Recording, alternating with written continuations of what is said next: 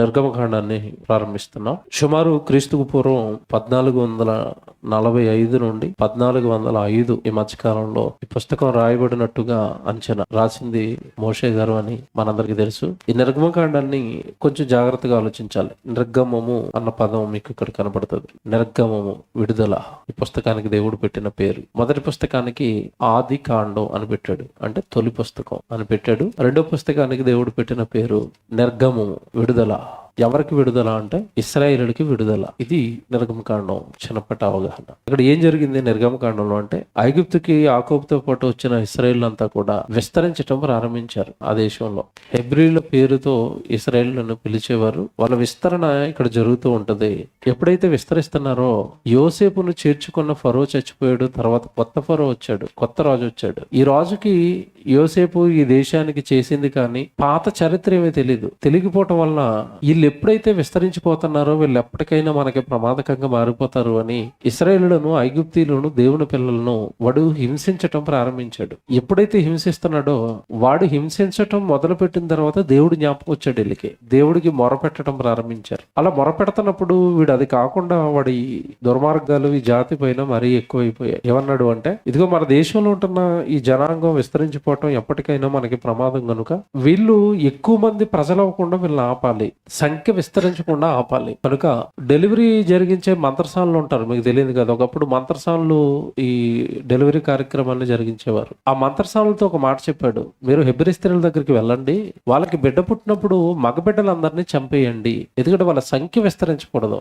అన్నాడు. ఆ మంత్రసానులు ఫరో దగ్గర ఓకే అన్నారు. కానీ దేవుడు వచ్చి అలా చేయకండి, వాళ్ళు నా పిల్లలు అని చెప్పగానే మంత్రసానులు దేవుడికి భయపడ్డారు. దేవుడికి భయపడి మగ పిల్లల్ని చంపకుండా వదిలేశారు. అప్పుడు వాడు పిలిచి, ఎందుకు మీరు మంత్రసానులారా చంపమన్నాను కదా అంటే, హెబ్రీ స్త్రీలు ఇలాగ ఐగుప్తు స్త్రీలు వంటి వాళ్ళు కాదు, వాళ్ళు చాలా చురుకైన వాళ్ళు. మేము వెళ్ళక మునిపే వాళ్ళు డెలివరీ పోసేసుకుంటున్నారు, మమ్మల్ని దగ్గరికి రానివ్వట్లేదు, మాకు ఏం తెలియదని వాళ్ళు తప్పించుకున్నారు. ఎవరు? మంత్రసానులు. వీడి కక్ష తీరలేదు. అప్పుడు ఇంకో ఆజ్ఞ జారీ చేశాడు. ఏ ఆజ్ఞ అంటే, ఇదిగో ఐగుప్తులో పుట్టిన మగపిల్లలందరినీ కూడా చంపేయండి. మగపిల్లలు ఎవరో కూడా, ఈ హెబ్రీ స్త్రీలలో పుట్టిన మగపిల్లలు ఎవరో కూడా బ్రతకకూడదు అన్న ఆజ్ఞను తీసుకొచ్చాడు. ఓకేనా? ఇది ఇశ్రాయేలుకి ఎదురవుతున్న పరిస్థితులు. ఇవన్నీ కూడా మీకు ఒకటో అధ్యాయంలో ఉంటాయి. మొదటి అధ్యాయం, ఒక అధ్యాయం అయిపోయింది. ఓ మాట చదువుతానంటే బాగుంటది. మాట, వీళ్ళు మొరపెట్టారు, దేవుడు మొర విన్నారు అని మనం చదువుకుంటాం కదా. వీళ్ళు మొరపెట్టిందంటే దేవుడి మీద భక్తితో కాదండి. ఇశ్రాయేలు మొరపెట్టింది, ఆ రోజు వాడు కుమ్మేస్తుంటే ఎవరు? ఫరో. ఆడు కుమ్ముడికి తట్టుకోలేక మొరపెట్టారు తప్పండి. ఇల్లు ఏదో భక్తి పుట్టి దేవుడి వైపు తిరిగిన వాళ్ళు కాదండి. ఇల్లు ఎవరు? ఇశ్రాయేలు. ఓ మాట చదివిస్తాను, మీకు అర్థమవుతుంది. చూడండి, నిర్గమకాండం మొదటి అధ్యాయం 14 వచనం. వారు ఇశ్రాయేలుల చేత చేయించుకున్న ప్రతి పనియు కఠినముగా ఉండెను. వారు జగటమంటి పనిలోను, ఇటుకల పనిలోను, పొలములో చేయు ప్రతి పనిలోను కఠిన సేవ చేయించి వారి ప్రాణములను విసికించిరి. అందుకు వీళ్ళు మొరపెడుతున్నారు. ఎవరికి? దేవుడికి. ఈ ఫరోగాడు కుమ్మేస్తుంటే అప్పుడు జ్ఞాపకం వచ్చాడు. ఎవరు? దేవుడు. మా పితరులతో దేవుడు ఉన్నాడు, అప్పుడు బాగున్నాము, ఇక ఫరోగాడు మమ్మల్ని చంపేస్తున్నాడు, కాపాడు దేవా అని వాడు చితగర వేసేస్తుంటే అప్పుడు ప్రాణాలు విసిగిపోయి దేవుడికి మొరపెట్టారండి, దేవా తప్పించు, దేవా తప్పించు అని. ఇది వీళ్ళ పరిస్థితి. మొదటి అధ్యాయం మీకు చెప్పింది జరిగిపోయింది. ఇప్పుడు రెండో అధ్యాయానికి ఏం జరుగుతుందంటే, ఈ పుస్తకాలన్నిటికీ రచయిత హీరో పాత నిబంధనకి మోషే గారి జననం జరుగుతుందండి. వాళ్ళ పేర్లు ఉండవు ఇక్కడ. ఎక్కడ? లేవి వంశస్థుడు ఒకడు వెళ్ళి లేవి కుమార్తెను వివాహం చేసుకునను, ఆ స్త్రీ గర్భవతి కుమారుని కని వాడు సుందరుడై ఉండు చేత 3 నెలలు వాడిని దాచెను. ఎవరైనా? మోషే గారు. వీళ్ళ పేర్లు మీకు కావాలి. ఎవరు తల్లిదండ్రుల పేరు మీకు కావాలి అంటే, నిర్గమకాండం 6వ అధ్యాయం 20వ వచనంలో వీళ్ళ పేర్లు ఉంటాయి. మోషే తల్లిదండ్రుల పేర్లు ఇక్కడ ఉండవండి. 6వ అధ్యాయం 20వ వచనం చదువుతున్నారు చూడండి. అమ్రాము తన మేనత్తి అయిన యోకేబేదును పెండ్లి చేసుకునెను, ఆమె అతనికి అహరోనును మోషేను కనెను.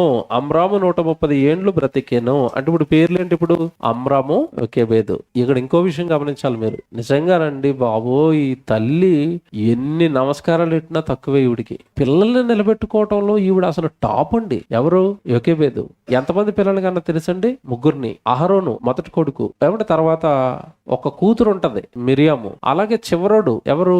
మోషే. ఓకేనా? 3 పిల్లల్ని కనదా 3 సేవకులను చేసేస్తుంది. ఎలాంటి పరిస్థితుల్లో సేవకులను చేసింది అంటే, ఆ రోజు మగపిల్లవాడు పుడితే చంపేస్తామన్న ఆజ్ఞలున్న రోజుల్లో ఒక పక్క అహరోనును భక్తిలో ఉంచుకుని, ఒక పక్క మిరియామును భక్తిలో ఉంచుకుని, ఒక పక్క మోషేను నాయకుడిగా మలిచింది మహాతల్లి కదండి. ఎవరు?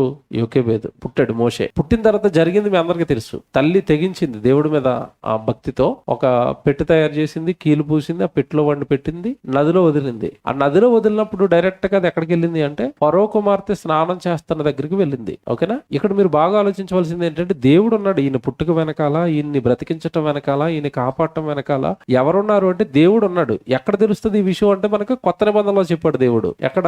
యోధా పత్రిక మనం చదువుకుంటున్నప్పుడు మోషే శరీరమును గూర్చిన తర్కం అని అక్కడ మనం చదువుకుంటాం. అంటే మోషే శరీరం నాకు కావాలని దెయ్యం, మోషే శరీరం నాకు కావాలి అని దేవదూత. ఈ రెండింటి మధ్య పోరాటం. దేవదూతను దేవుడు నిలబెట్టాడు మోషేను బ్రతికించు అని, దెయ్యం ఏమో చంపాలనుకుంటుంది. ఈ పోరాటంలో దేవుడు దేవదూత గెలిచింది, మోషే బ్రతికాడు. బ్రతికిన మోషే ఎక్కడికి పంపించాడు దేవుడు అంటే ఏ కోటలో నుండి అయితే మోషేను చంపమని ఆజ్ఞ వచ్చిందో ఆ కోట లోపలికి వెళ్ళిపోయాడు. ఇప్పుడు ఎవరు? మోషే. ఆజ్ఞలు ఎప్పుడు కోట బయట అమలవుతాయి, కోటలో అమలవు. తెలుసు కదా మీకు, రాజుగారి కోటలో ఆజ్ఞలు అమలవుతాయా? అమలవు. ఆజ్ఞలేమో బయట అమల్లో ఉన్నాయి. చచ్చిపోవాలి, చంపేస్తానని దెయ్యం మోషేని చంపాలనుకుంటే దేవుడు తీసుకెళ్లి ఎక్కడ పెట్టాడు? ఫరో కోటలో పెట్టాడు. సేఫ్. ఎవరు? మోషే. అలా బ్రతికాడు. బ్రతికిన తర్వాత అంటే నిజంగా దేవుడు అక్కడ ఎంత గొప్ప ప్లాన్ వేసాడంటే, పెట్టలా నదిలో వెళ్తుంది, చూసి రమ్మా అని ఎవరిని పంపించింది? తల్లి. మిరియం వెళ్తుంది వెనకాల అక్క. ఈ పెట్టి ఎక్కడికి వెళ్తుందో చూడంటే పెట్టి వెనకాల వెళ్తుంది. ఆ పెట్టెను ఆవిడ తీసుకోవడం చూసింది. ఎవరు? ఫరో కుమార్తె. పక్కన వెంటనే వెళ్ళింది. అమ్మ ఈ బిడ్డను నువ్వు తీసుకున్నావు కదా, పెంచడానికి ఒక మరి పనావిడి కావాలి కదా, ఆయమ్మ కావాలి కదా, తీసుకురావాలా నేను అని అడిగింది. అయ్యో తీసుకురాను కానీ ఎవరిని తీసుకొచ్చింది? మళ్ళీ సొంత తల్లి. చూసారండి ఎలాగుందా దేవుడు ప్లాన్? సొంత తల్లే కోటలో పెంచింది బయట పెంచవలసిన కొడుకుని. కోటలో పాలిచ్చి పెంచుతూ వాడి నరనరాన్న పాలుతో పాటు ఒకటి రంగరించి చెప్పిందండి. ఓకే బేదు ఏం చెప్పిందో తెలుసా? ఆయన మనమంతా ఒక జాతి, మనం దేవుడి పిల్లలం, మనమంతా హెబ్రీలో, ఇదిగో వీళ్ళంతా ఐగుప్తీలు, వీళ్ళు మన జాతి మొత్తాన్ని బానిసలుగా మార్చేశారు. మన జాతి మీద మోయలేని భారాలు మోపారు. మన జాతి అంతా సర్వనాశనం అయిపోతుందరా, దేవుడు బాధపడుతున్నాడు అని దేవుడు తన పిల్లలు ఈ భక్తి అంతా నుండి పాలుతో పాటు పెంచుతూ మోషేలో నింపింది. అదిగా చూడండి, మోషే సకల విద్యలు నేర్చుకున్న తర్వాత ఒక ఐగుప్తీయుడు ఒక హెబ్రీడు కొట్టుకుంటా ఉంటే ఎవరిని చంపేశాడు? ఐగుప్తుడిని ఎందుకు చంపేశాడు? ఎప్పుడైనా ఆలోచించారా? ఎందుకు చంపాడు? ఐగుప్తీయులు మన వాళ్ళు కాదు, మనల్ని చిత్రహింసలు పెడుతున్నారు, హెబ్రీలు మన వాళ్ళు అన్న ఈ విషయాలన్నీ మోషేకి ఎవరు చెప్పారు చెప్పండి? ఆ వయసులో చంపేశాడంటే ఎవరు నేర్పారు? ఇదంతా తల్లి నేర్పింది. ఓకే, జాగ్రత్తగా వినండి. ఇది 2వ అధ్యాయం. తల్లి రావటం, తల్లి ఆ బిడ్డకు పాలిచ్చి పెంచటం, ఇదంతా కూడానండి 2వ అధ్యాయంలో జరుగుతుందండి. ఆ ఐగుప్తుడిని కొట్టడం, అక్కడి నుంచి పారిపోయి డైరెక్ట్ గా మిద్యాను అరణ్యానికి పారిపోవటం, అక్కడ మరి మామ దగ్గరికి వెళ్ళిపోవటం, మోషే మామ దగ్గరికి అలా మందని కాయటం, అక్కడ సిప్పోరా అని చూస్తాడు. తెలుసు కదా మోషే భార్య పేరేంటి? సిప్పోరా. ఇది ఆ 2వ అధ్యాయంలో ప్రాముఖ్యమైన సంగతులు. అంటే మోషే అక్కడికి పారిపోవటం, అరణ్యానికి, అక్కడ పెళ్లి చేసుకోవటం. ఇక మనోడు మోషేకి అన్ని మర్చిపోయాడు, అందరూ పడిపోయాడు. ఇక దేంట్లో? పెళ్ళయి భార్య వచ్చి పిల్లలు వచ్చి మామేమో మేకలు ఇచ్చాడు మేపుకోవడానికి. ఇంకేం కావాలి? మేకలు మేపుకున్నాడు, ఇంటికి వచ్చి కాపురం చేసుకున్నాడు. ఇదే జిందగీ అనుకున్నాడు, ఇదే జీవితం అని అలా కొట్టుకొని వెళ్ళిపోతున్నాడు. దేవుడు కోపం వచ్చింది. 3వ అధ్యాయంలో దూతను పంపించాడు. మోషే నువ్వు పుట్టింది ఎందుకు? ఆ రోజు అలాగా ఫరోగాడు అందరినీ చంపేస్తుంటే ఆ పెట్టులో పెట్టి నిన్ను కాపాడింది ఎందుకు? ఆ ఫరో కోటలో నిన్ను పెంచింది ఎందుకు? నువ్వు దేవుడు సేవ చేస్తావని కదా నీ వెనకాల తోడుగా ఉండి నేను ఇలా పెంచాను, నువ్వేంటి నా మేకలు మేపుకుంటూ పిల్లలు కనుకుంటూ ఈ అడవిలో తిరుగుతున్నావని దేవుడు చెప్పగానే నిజంగా షాక్ అయ్యాడు కొద్దిసేపు. ఎవరు? మోషే. మీరు 3వ అధ్యాయంలో చదువుతున్నప్పుడు పొద సందర్భం ఉంటుంది, మీ అందరికి తెలిసింది. 3వ అధ్యాయం 2వ వచనంలో ఒక పొద నడిమిన అగ్నిజ్వాలలో యెహోవా దూత అతనికి ప్రత్యక్షమాయెను. నువ్వు దేవుడి కోసం పుట్టావు, నువ్వు దేవుడి కోసం వెళ్ళాలి, ఇశ్రాయేలులను కాపాడాలి, అక్కడున్న జనాంగం అంతా కూడా నా జనాంగము, మిమ్మల్ని అందరినీ కూడా ఒక మంచి జాతిగా చేస్తాను, నేను మిమ్మల్ని తిరిగి మరలా కనాను దేశానికి నడిపిస్తాను అన్నాడు. ఆ నడిపించబోయే దేశాన్ని అప్పటికే వీళ్ళు వచ్చేసిన తర్వాత అండి కొన్ని జాతులు అక్కడ ఆక్రమించేశాయి. ఆ జాతుల వివరణ ఇస్తాడు ఈ అధ్యాయంలో. అక్కడ ఉన్నాయి సుమారుగా 6 జాతులు అండి. కనాను దేశం వీళ్ళు వచ్చేసిన దేశాన్ని అలా ఆక్రమించేశారు. మరలా అక్కడికి తీసుకెళ్లాలి వీళ్ళని. వీళ్ళ చరిత్రలు చెప్తాడు, వీళ్ళ పేర్లు 8వ వచనంలో కాగబట్టి ఐగుప్తుల చేతిలో నుండి వారిని విడిపించుటకును ఆ దేశములో నుండి విశాలమైన మంచి దేశమును అనగా 1 కనానీయులు, 2 హిత్తీయులు, 3 అమోరీయులు, 4 ఫెరిజీయులు, 6 యెబూసీయులకు నివాస స్థానమైన పాలు తేనెలు ప్రవహించు దేశమునకు వారిని నడిపించుటకు దిగివచ్చి ఉన్నాను. నువ్వు నాయకుడిగా ఉండాలి. ఇదిగో మీ దేశం, మీ సొంత దేశం, ఒకప్పుడు మీ తాత దేశం. ఇది ఎవరు తాత? ముత్తాత అబ్రహాము, మీ పితరుల దేశం. అది వీళ్ళందరూ ఆక్రమించి పంపించేశారు, నిన్ను మరలా తిరిగి అక్కడికి తీసుకెళ్లాలి, ఆ జాతులన్నీ నిర్మూలన చేయాలి, ఆ దేశాన్ని అంతా మీకు భూభాగాలుగా పంచాలి, ఇంత పెద్ద పని నేను చెయ్యాలి అంటే దీని అంతటికి నాయకుడిగా నువ్వు నిలబడాలి అన్నాడు. అనేసరికి అంత బాగుంది బ్రవ్వా, నేను వెళ్తాను, నేను వాళ్ళ దగ్గరికి. ఎవరి దగ్గరికి? ఇశ్రాయేల్ దగ్గరికి. వాళ్ళ క్యారెక్టర్లన్నీ నాకు బాగా తెలుసు, దగ్గరుండి చూశాను. వాళ్ళు అసలు ఏది కూడా ఒక పటాన నమ్మే రకాలు కాదు. నువ్వు వెళ్ళమంటావు, నేను వెళతాను, నిన్నెవడు పంపించారని వాళ్ళు నన్ను చంపేస్తారు అంటున్నాడు. ఎవరు అంటే వాళ్ళ స్వభావం బాగా తెలుసండి ఈయనకి. నువ్వు ఎవరు పంపించారని నిన్ను అడుగుతాడు. మరి అప్పుడు నేను ఏం చెప్పాలన్నప్పుడు దేవుడు అంటున్నాడు, నేనే నిన్ను పంపిస్తున్నాను కదా. ఒకవేళ వాళ్ళు నా పేరు అడిగారు అనుకోండి, ఎవరు పంపించారంటే ఉన్నవాడు పంపించాడు అని చెప్పన్నాడు. ఇక్కడ జాగ్రత్తగా వినండి. ఇదిగో నా మాట నువ్వు విన్నావా, నిన్ను నాయకుడిగా నిలబెడతాను, నీకు తోడుగా నేను ఉంటాను. అక్కడ నుంచి నిన్ను ఆ జనాంగం మొత్తాన్ని ఫరో దగ్గర తీసుకెళ్లి ఒక మంచి దేశాన్ని ఇస్తాను. ఇంకో గుడ్ న్యూస్ నీకు అన్నాడు. ఏంటి గుడ్ న్యూస్? మీరు వెళ్ళిపోతున్నప్పుడు ఐగుప్తు దేశంలో నుంచి ఒట్టి చేతులతో వెళ్ళరు. మీరు వీళ్ళకున్న బంగారం, వెండి, మీకు కావలసిన ధనం, వస్త్రాలు అన్ని వాళ్ళే మీ చేతిలో పెడతారు. మంచి సంపదతో, మంచి ఆస్తితో హాయిగా బ్రతకడానికి పాలు తేనెలు ప్రవహించే దేశానికి వెళ్తారు. చూసుకో మరి, మంచి ఆఫర్ అన్నాడు. అప్పటికి ఇతను ఏం చేస్తున్నాడు చెప్పండి? గొర్రెలు కాచుకునే ఆయన. ఆఫర్ ఎలాగుంది? చాలా బాగుంది. కానీ మనసుల్లో ఎక్కడో భయం. ఎవరిని తలుచుకుని? వాళ్ళు మామూలు లేటాళ్ళు. ఎవరు? ఇశ్రాయేలు మూర్ఖులకే ఏమంటే శకామన్లు, మూర్ఖ శకామన్లు. వాళ్ళ దగ్గరికి ఎవరు వెళ్ళినా నమ్మరు ప్రభు, నువ్వు ఎన్ని చెప్పు, నేను వెళ్ళినా వాళ్ళు నమ్మరు, రారు అంటుంటే 4వ అధ్యాయానికి వచ్చాడండి. 4వ అధ్యాయంలో ఒక విషయం చెప్తాడు. చాలా కౌన్సిలింగ్ ఇచ్చాడండి. ఇక్కడ ఒక విషయాన్ని పదే పదే చెప్తాడండి. అవసరం ఏముందండి దేవుడికి పాపం? మీరు ఈ 3వ అధ్యాయం చదివితే 3వ అధ్యాయం అంతా కూడా వెళ్ళు వెళ్ళు వెళ్ళు వెళ్ళు అని చెప్పడానికి, ట్రైన్ అప్ ఇవ్వడానికే మోషేకి ఇదంతా చెప్తున్నాడు. మీకు కావాలంటే చదువుకుంటే తర్వాత ఎంత బాగా మాట్లాడతాడంటే, నిన్ను వెనకుంటాను, నీకు తోడుగా ఉంటాను, నిన్ను గొప్ప చేస్తాను, నీ జనంగాను గొప్ప చేస్తాను. ఎంత బాగా మాట్లాడతాడంటే దేవుడు, వెళ్ళైనా నీకు తోడుగా ఉంటాను ఆయన. అలా బ్రతిమాలి మోసేను సెట్ చేసుకున్న తర్వాత 4వ అధ్యాయానికి వచ్చేసరికి మోషే ఏమంటున్నాడు చూడండి. మోషే, చిత్తగించుము, వారు నన్ను నమ్మరు. ఇప్పుడు విషయం ఏంటి? ఇప్పటికి మోషేకి నమ్మకం వచ్చింది. ఎవరి మీద? నీ మీద నాకు నమ్మకం వచ్చింది, నేను రెడీ ఇప్పుడు. కానీ వాళ్ళు నన్ను నమ్మరు బాబు. ఇప్పుడు చూసారు లైన్ లోకి వచ్చాడు మోషే. ఇందాకేమో నువ్వు ఎవరో, నీ పేరేం చెప్పాలి, అసలు నీ సంగతి ఏంటి అన్నాడు. కాస్త కౌన్సిలింగ్ ఇచ్చేసరికి మోసే లైన్ లోకి వచ్చాడు. అవునా ప్రభా, నువ్వు తోడుగా ఉంటావా, మమ్మల్ని పంపిస్తావా? ఓకే, నాకు నమ్మకం వచ్చింది ఇప్పుడు నీ మీద. వాళ్ళు మంచోళ్ళు కాదు. వాళ్ళు ఎవరు? ఇశ్రాయేలు నన్ను నమ్మరు అన్నప్పుడు దేవుడు ఎంత మంచోడు అంటే, నాయన నువ్వు రెడీ కదా, ఇప్పుడు వాళ్ళు నమ్మించే డ్యూటీని ఆయన తీసుకుంటాను. నీకు ఎందుకు? వాళ్ళు ఎందుకు నమ్మరు? వాళ్ళు ఏం చేస్తే నమ్ముతారో వాళ్ళ వీక్నెస్లు అన్ని నాకు తెలుసు. కన్నోడు కదండి, పెంచాడు కదండి వాళ్ళని. వాళ్ళ బలహీనతలన్నీ తెలివా?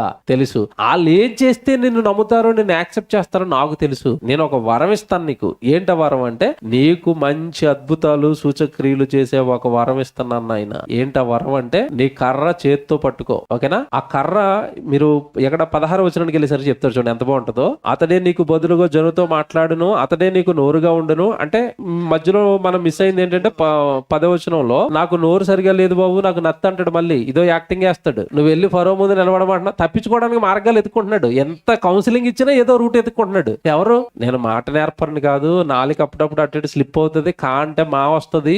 ఆడ అసలు నిలబడమన్నది ఎవరి దగ్గర? ఫరోగాడు, చక్రవర్తి గాడు పొరపాటున ఏదైనా మాట స్లిప్ వచ్చి నన్ను చంపేస్తాడేమో. నాలుగు మాంజ్యం, నోటు మాంజ్యం నా వల్ల అవుతుంది అంటే నత్తోడండి. డైరెక్ట్ గా చెప్పాలంటే మీకు, నాకు నత్తి, నేను మాట్లాడలేను అన్నప్పుడు మరలా ఏమన్నాడు తెలుసా? నత్తి అయినా సరే నువ్వే నిలబడాలి. దేవుడు పట్టుకుంటూ వదలడండి. నీకు నత్తి అయినా సరే నువ్వే మాట్లాడాలి. నువ్వేం మాట్లాడాలో నీకు అవసరం లేదు. నీకు నోరు ఇంకోటి సెట్ చేస్తాను. ఎవరు? ఆడు మాట్లాడుకుంటాడు, నువ్వు నిలబడంత. అలాగా నువ్వు నిలబడటం కావాలి నాకు. నువ్వు నిలబడు, అతను మాట్లాడతాడు. నువ్వు దేవుడు, అతను ప్రవక్త అన్నాడు. ఎలాగుంది? దేవుడు మాట్లాడు, ఎవరు మాట్లాడతారు? సరండి ఎలా చెప్పాడు. అప్ప మోషేకి ఎలాగా ఎంత గొప్పగా మాట్లాడుతున్నాడు అంటే, మోషే గురించి నువ్వు ఎందుకు టెన్షన్ పడతావు? నీ నోటికి నేను తోడుగా ఉంటాను. అహరోను వస్తాడు, వాడు మాట్లాడతాడు, నువ్వు జస్ట్ అలా నిలబడంతే. నువ్వు దేవుడు, అతను ప్రవక్త అన్ని అతను చూసుకుంటాడు. ఇంకేమైనా తప్పించుకుంటాడు ఇప్పుడు మోషే? తప్పించుకోలేదు. మరి వాళ్ళు నన్ను నమ్మరు బాబు అంటే, చేతిలో కర్ర ఉందా అన్నాడు. ఉంది ప్రభు, దాని కింద పడే అన్నాడు. కింద పడేసాడు. తోకట్టుకో అన్నాడు. తోకట్టుకోగానే అది మళ్ళీ కింద పడేగానే పాము అయింది. తోకట్టుకోగానే కర్ర అయిపోయింది. ఇదే పట్టుకెళ్ళి వాళ్ళ ముందు చేయాలి, వాళ్ళు వెనకాల తిరుగుతారు అన్నాడు. ఎవరు? చూసారంటే వాళ్ళు ఏదో చూస్తే కానీ నమ్మరు అంటే, చూస్తే కానీ నమ్మరు. జబ్బండి వాళ్ళకి. విని నమ్మే టైపు కదా వాళ్ళు. నిజంగా చెప్పనండి, ఇశ్రాయేల్ మంచోళ్ళు, మనం మంచోళ్ళు అంటే మనం మంచోళ్ళు అండి. మనం యేసుప్రభుని చూసామా? చూడలేదండి. సిలువ యాగం చూసామా? చూడలేదండి. పరలోకం చూసామా? చూడలేదండి. పోనీ మీకు ఎవరికైనా ఒక దూత కనపడిందా? కనపడలేదు. నాకు కనపడలేదు, మీకు కనపడలేదండి. వాళ్ళకి దూతలు, సూచక్రియలు, ప్రవక్తలు, నీతిమంతులు అన్ని కనపడిన నమ్మరాళ్ళు. ఈ రోజు మనకి బైబిల్ వాక్యం తప్ప ఇంకేమైనా ఉందండి ఆధారం? సూపర్ కదండి. మనం చూచి నమ్మిన వాడి కంటే చూడక నమ్మిన వారు యేసుప్రభు. అదన్నీ ఎవరు చెప్పండి? మనమే. వాళ్ళు చూస్తే కానీ నమ్మే వాళ్ళు కాదు, వాళ్ళు చూడడానికి నీకు ఒక పవర్ ఇస్తాను అన్నాడు. అదే 17వ వచనం. ఈ కర్రను చేత పట్టుకొని దానితో ఆ సూచక క్రియలు చేయవలనని చెప్పాను. చేత్తో పట్టుకో, ఆ చేత్తోను సూచక క్రియలు చెయ్యాలి. ఏంటి ఇంతకీ అవి? ఈ కర్ర కింద పడేస్తే పాము అవుతుంది, తోక పట్టుకోగానే కర్ర అయిపోతుంది. మొత్తం పవర్స్ అన్ని ఇప్పుడు దేంట్లో ఉన్నాయి నీకు? కర్రలోనే. కర్ర జాగ్రత్త అన్నాడు. కర్ర అట్టుకుని పో వాడి దగ్గరికి. ఎవరికి? మొత్తం కథ అంతా కర్రతోనే నడిపాడు మోషే. మీరు కావాలంటే బైబిల్ చదవండి. బండను కొట్టడం గాని, సముద్రాన్ని చేల్చడానికి గాని అన్నిటికి వాడింది దేన్ని? కర్ర. సముద్రంలో ఆడి ఏట్లో నీళ్ళని రక్తం అయిపోవడానికి అక్కడ వాడింది ఏంటి? కర్ర. మొత్తం మీద మంత్రదానం ఇచ్చాడు. ఒకప్పుడు పాత సినిమాల్లో మంత్రాలు వేసేవాడికి ఒకటి మంత్రదానం ఉంటది పుర్రె, అలాగో కర్ర ఇచ్చాడు మోసేకి. మొత్తం కథ దీంట్లోనే ఉంది. నిన్ను చూడగానే ఇశ్రాయేల్ అందరూ గజ గజ వణుకుతారు. పద కర్ర అట్టుకుని పోనగానే 17 వచ్చిన అందుకే చదివించాను. ఈ కర్ర చేత పట్టుకొని దానితో ఆ సూచక క్రియలు చేయవలను. మొత్తం మీద కర్రకిచ్చాడు పవర్స్ మోసేతో పాటు. పో కర్ర అట్టుకుని వెళ్ళాడు. వచ్చాడండి. ఫరో ముందుకు నిలబడుతున్నాడు. కిందకెళ్ళేసరికి తిరిగి ఐగుప్తుకు వచ్చేసాడు. ఇదంతా ఎక్కడ జరుగుతుంది? ఐగుప్తులో కాదు ఇదంతా జరుగుతున్నా. పారిపోయాడు కదా మిద్యాన అరణ్యంలో, అక్కడ అడవిలో జరుగుతున్న కథ అంతా. ఇదంతా మొత్తం మీద సిట్రైట్ అయిపోయాడు. కర్ర చేతికి వచ్చింది. ఇంకా కర్రతో ధైర్యం వచ్చింది. వచ్చాడు తిరిగి ఎక్కడికి? ఐగుప్తుకు ఒంటరిగా రావాలి. ఎందుకంటే అందరినీ వదిలేసి పారిపోయాడు కదా.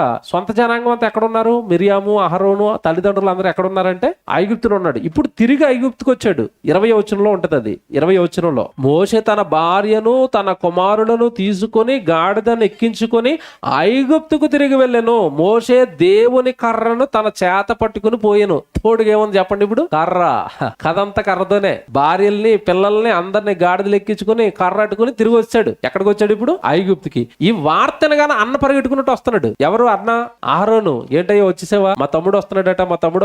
చాలా రోజుల క్రితం మా దగ్గర నుంచి పారిపోయాడు, పెళ్లి చేసుకున్నాడట, పిల్లలు తీసుకుని వస్తున్నాడు అనేసరికి అహరోను ఎదురొస్తాడు. అలా మీరు కింద చదువుకుంటా 27వ వచనం చూడండి. 27వ వచనంలో మరియు యెహోవా మోషేని ఎదుర్కొనుటకు అరణ్యములోనికి వెళ్ళమని అహరోనుతో చెప్పగా అతడు వెళ్లి దేవుని పర్వతమందు అతన్ని కలుసుకొని అతను ముద్దు పెట్టుకొనెను. ఎవరు వచ్చారు ఇప్పుడు తిరిగి? అహరోను అన్నయ్య ఎదురొచ్చాడు. ఇద్దరు కలుసుకున్న తర్వాత మోషే దేవుడు చెప్పిందంతా అహరోనుకి చెప్తాడు. ఇలా నేను తిరిగి వచ్చింది ఎందుకంటే ఊరకనే రాలేదు, అక్కడ నాకు దేవదత్త కనపడింది, ఈ జాతినంతా వినిపించమని నాయకుడిగా నన్ను పెట్టాడు, నాకు ప్రవక్తకు నువ్వే ఇద్దరిని కలిపి అపాయింట్ చేశాడు. ఆయన నా వెనకాల నువ్వు ఉండాలి. వీడి గుండెల్లో రాడుపడి ఉంటదండి. అప్పుడు నిలబడాల్సింది ఎక్కడెళ్ళి? ఆడు అసలే శుభ్రంగా చిత్తకొట్టేస్తున్నాడు. ఆ చిత్తకొట్టేవాడి దగ్గరికి వెళ్ళి కర్రట్టుకుని ఎలా నిలబడి నువ్వు విడుదల చేస్తావా లేదా అని సరే ఏళ్ళ లోపలేస్తే ఎవడి రాజు ముందు నిలబెట్టమంటే చిన్న మాట అండి. ఇప్పుడు ప్రధానమంత్రి దగ్గరికి వెళ్ళి మొహం మీద ఎత్తి మనం మాట్లాడగలం. అందరికి ఏముంటది? ఆ టెర్రర్ కలిగింది అహరోన్లో కూడా. ఇదేట్రా బాబు రాక తమ్ముడు వచ్చాడు అనుకుంటే తమ్ముడితో పాటు కర్ర వచ్చింది. ఆ కర్రతో పాటు దేవుడి పని వచ్చింది. తిరిగి పోయి ఎవడో చిన్నోడి ముందు కాదు నిలబడాల్సింది. ఎవరి ముందు?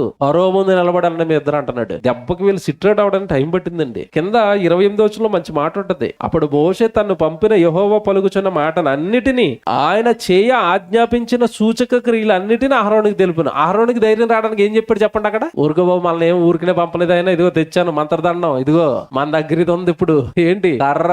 దీంతో చితకేమన్నాడు? అసలు సూచక్రియలు ఇందులోనే ఉన్నాయి. మనకి తోడుగా దేవుడు ఉన్నాడు, కర్ర ఉంది, సూచక్రియలు ఉన్నాయి. ఎవడు ఎదురొస్తారు చూద్దాం పదాన్ని సరే ఇతను ధైర్యం వచ్చింది. ఎవరికి? అహరోనికి. మొత్తం మీద ఇద్దరు వెళ్ళారండి. ఇద్దరు వెళ్ళిపోవటం, సూచక్రియలు గురించి, అద్భుతాల గురించి చేసి ముందు ప్రజలకు చెప్తారు. వెళ్ళి ముందు ఇశ్రాయేల్ ఉన్నారు కదా అక్కడ, మమ్మల్ని దేవుడు పంపించాడు, ఇది వీళ్ళు నమ్మరు. వీళ్ళు చెప్పాను కదా ముందు వీళ్ళు నమ్మాలి. ఇప్పుడు వాళ్ళని విడిపించాలంటే ముందు ఎవరు నమ్మాలి? ఇశ్రాయేల్ నమ్మాలి. ఇశ్రాయేల్ ఫరోగా నమ్మడం తర్వాత ముందు ఎవరు నమ్మాలంటే సొంత జాతి నమ్మాలి. సొంత జాతి నమ్మడానికి ఈ సూచక్రియలు అద్భుతాలు చేశారు. మీరు అలా పేజ్ తిప్పండి. 29వ వచనం. తర్వాత మోషే అహరోనులు వెళ్లి అహరోనికి వివరించి జనుల ఎదుట ఆ సూచక్రియలు చేయగా జనులు నమ్మిరి.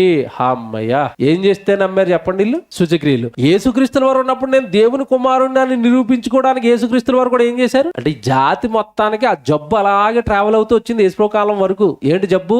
ఏదో ఒక అద్భుతం సూచక్రియ చేస్తే తప్ప మేము మిమ్మల్ని నమ్మము. నమ్మారా? అద్భుతం చేసిన తర్వాత నమ్మారండి. అప్పుడు తర్వాత చూడండి ఏమంటున్నాడు 31వ వచనంలో. ఇశ్రాయేలును చూడవచ్చి తమ బాధను కనిపెట్టెనను మాట జనులు విని తల వంచుకొని అమ్మయ్య దేవుడు మన మొర విన్నాడురా, పంపించాడు నాయకుడిని. ఎవరు వచ్చారు ఇప్పుడు? మోషే అహరోనులు. అన్నట్టుగానే 5వ అధ్యాయంలో ఫరో ఎదుట నిలబడ్డారండి. ఇల్లు ఫస్ట్ ఫేసింగ్ అండి. అన్నదమ్ములు ఇద్దరు ఎవరి దగ్గర నిలబడ్డారు? వెళ్ళి ఫరో ఇశ్రాయేలు జనాంగాన్ని అందరినీ కూడా దేవుడు విడిపించమన్నాడంటే ఆడికి ఎలాగుంటా చెప్పండి? బానిసలు ఇద్దరు వచ్చి దేవుడు విడిపించమన్నాడు అనేసరికి ఎలాగుంటది ఆడికి? వాడు అసలు మామూలు రంకేలేదండి. నేను ప్రజలను విడిపించాలా, మీరు వెళ్ళి మందిరం ఎక్కడ పూజ చేసుకుంటారా? అసలు రమ్మన్నాక వాడెవడు, తీసుకెళ్ళడానికి మీరెవరు? ఎవడు అన్న పదం వాడతానండి వాడు. మీరు అలా చదువుకుంటే కింద 2వ వచనం. ఫరో నేను అతని మాట విని ఇశ్రాయేలును పోనిచ్చుటకు యెహోవా ఎవడు?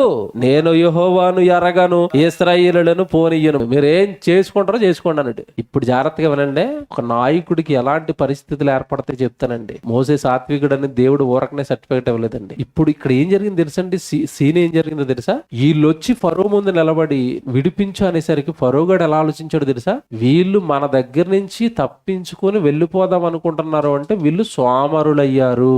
ఇటకల పని చేయమంటున్నాం కదా మనం, ఆ పని తప్పించుకోవడానికి బయటికి వెళ్దాం అనుకుంటున్నారు వీళ్ళు. కాబట్టి ఇప్పుడు ఏం చేయాలంటే మెటీరియల్ ఇవ్వకుండా ఇటకలు తయారు చేయమని చెప్పండి, పని పెంచండి, మరింత బిగించండి, మరింత శిక్షలు వేయండి, మరింత కఠినంగా పరచండి, మరింత గట్టి పనులు చెప్పండి అని మోషే వచ్చి డైలాగ్ వేసి వెళ్ళిపోయిన తర్వాత వీళ్ళందరినీ ఇంకా బాధ పెట్టడం స్టార్ట్ చేసిరండి. ఎవరు?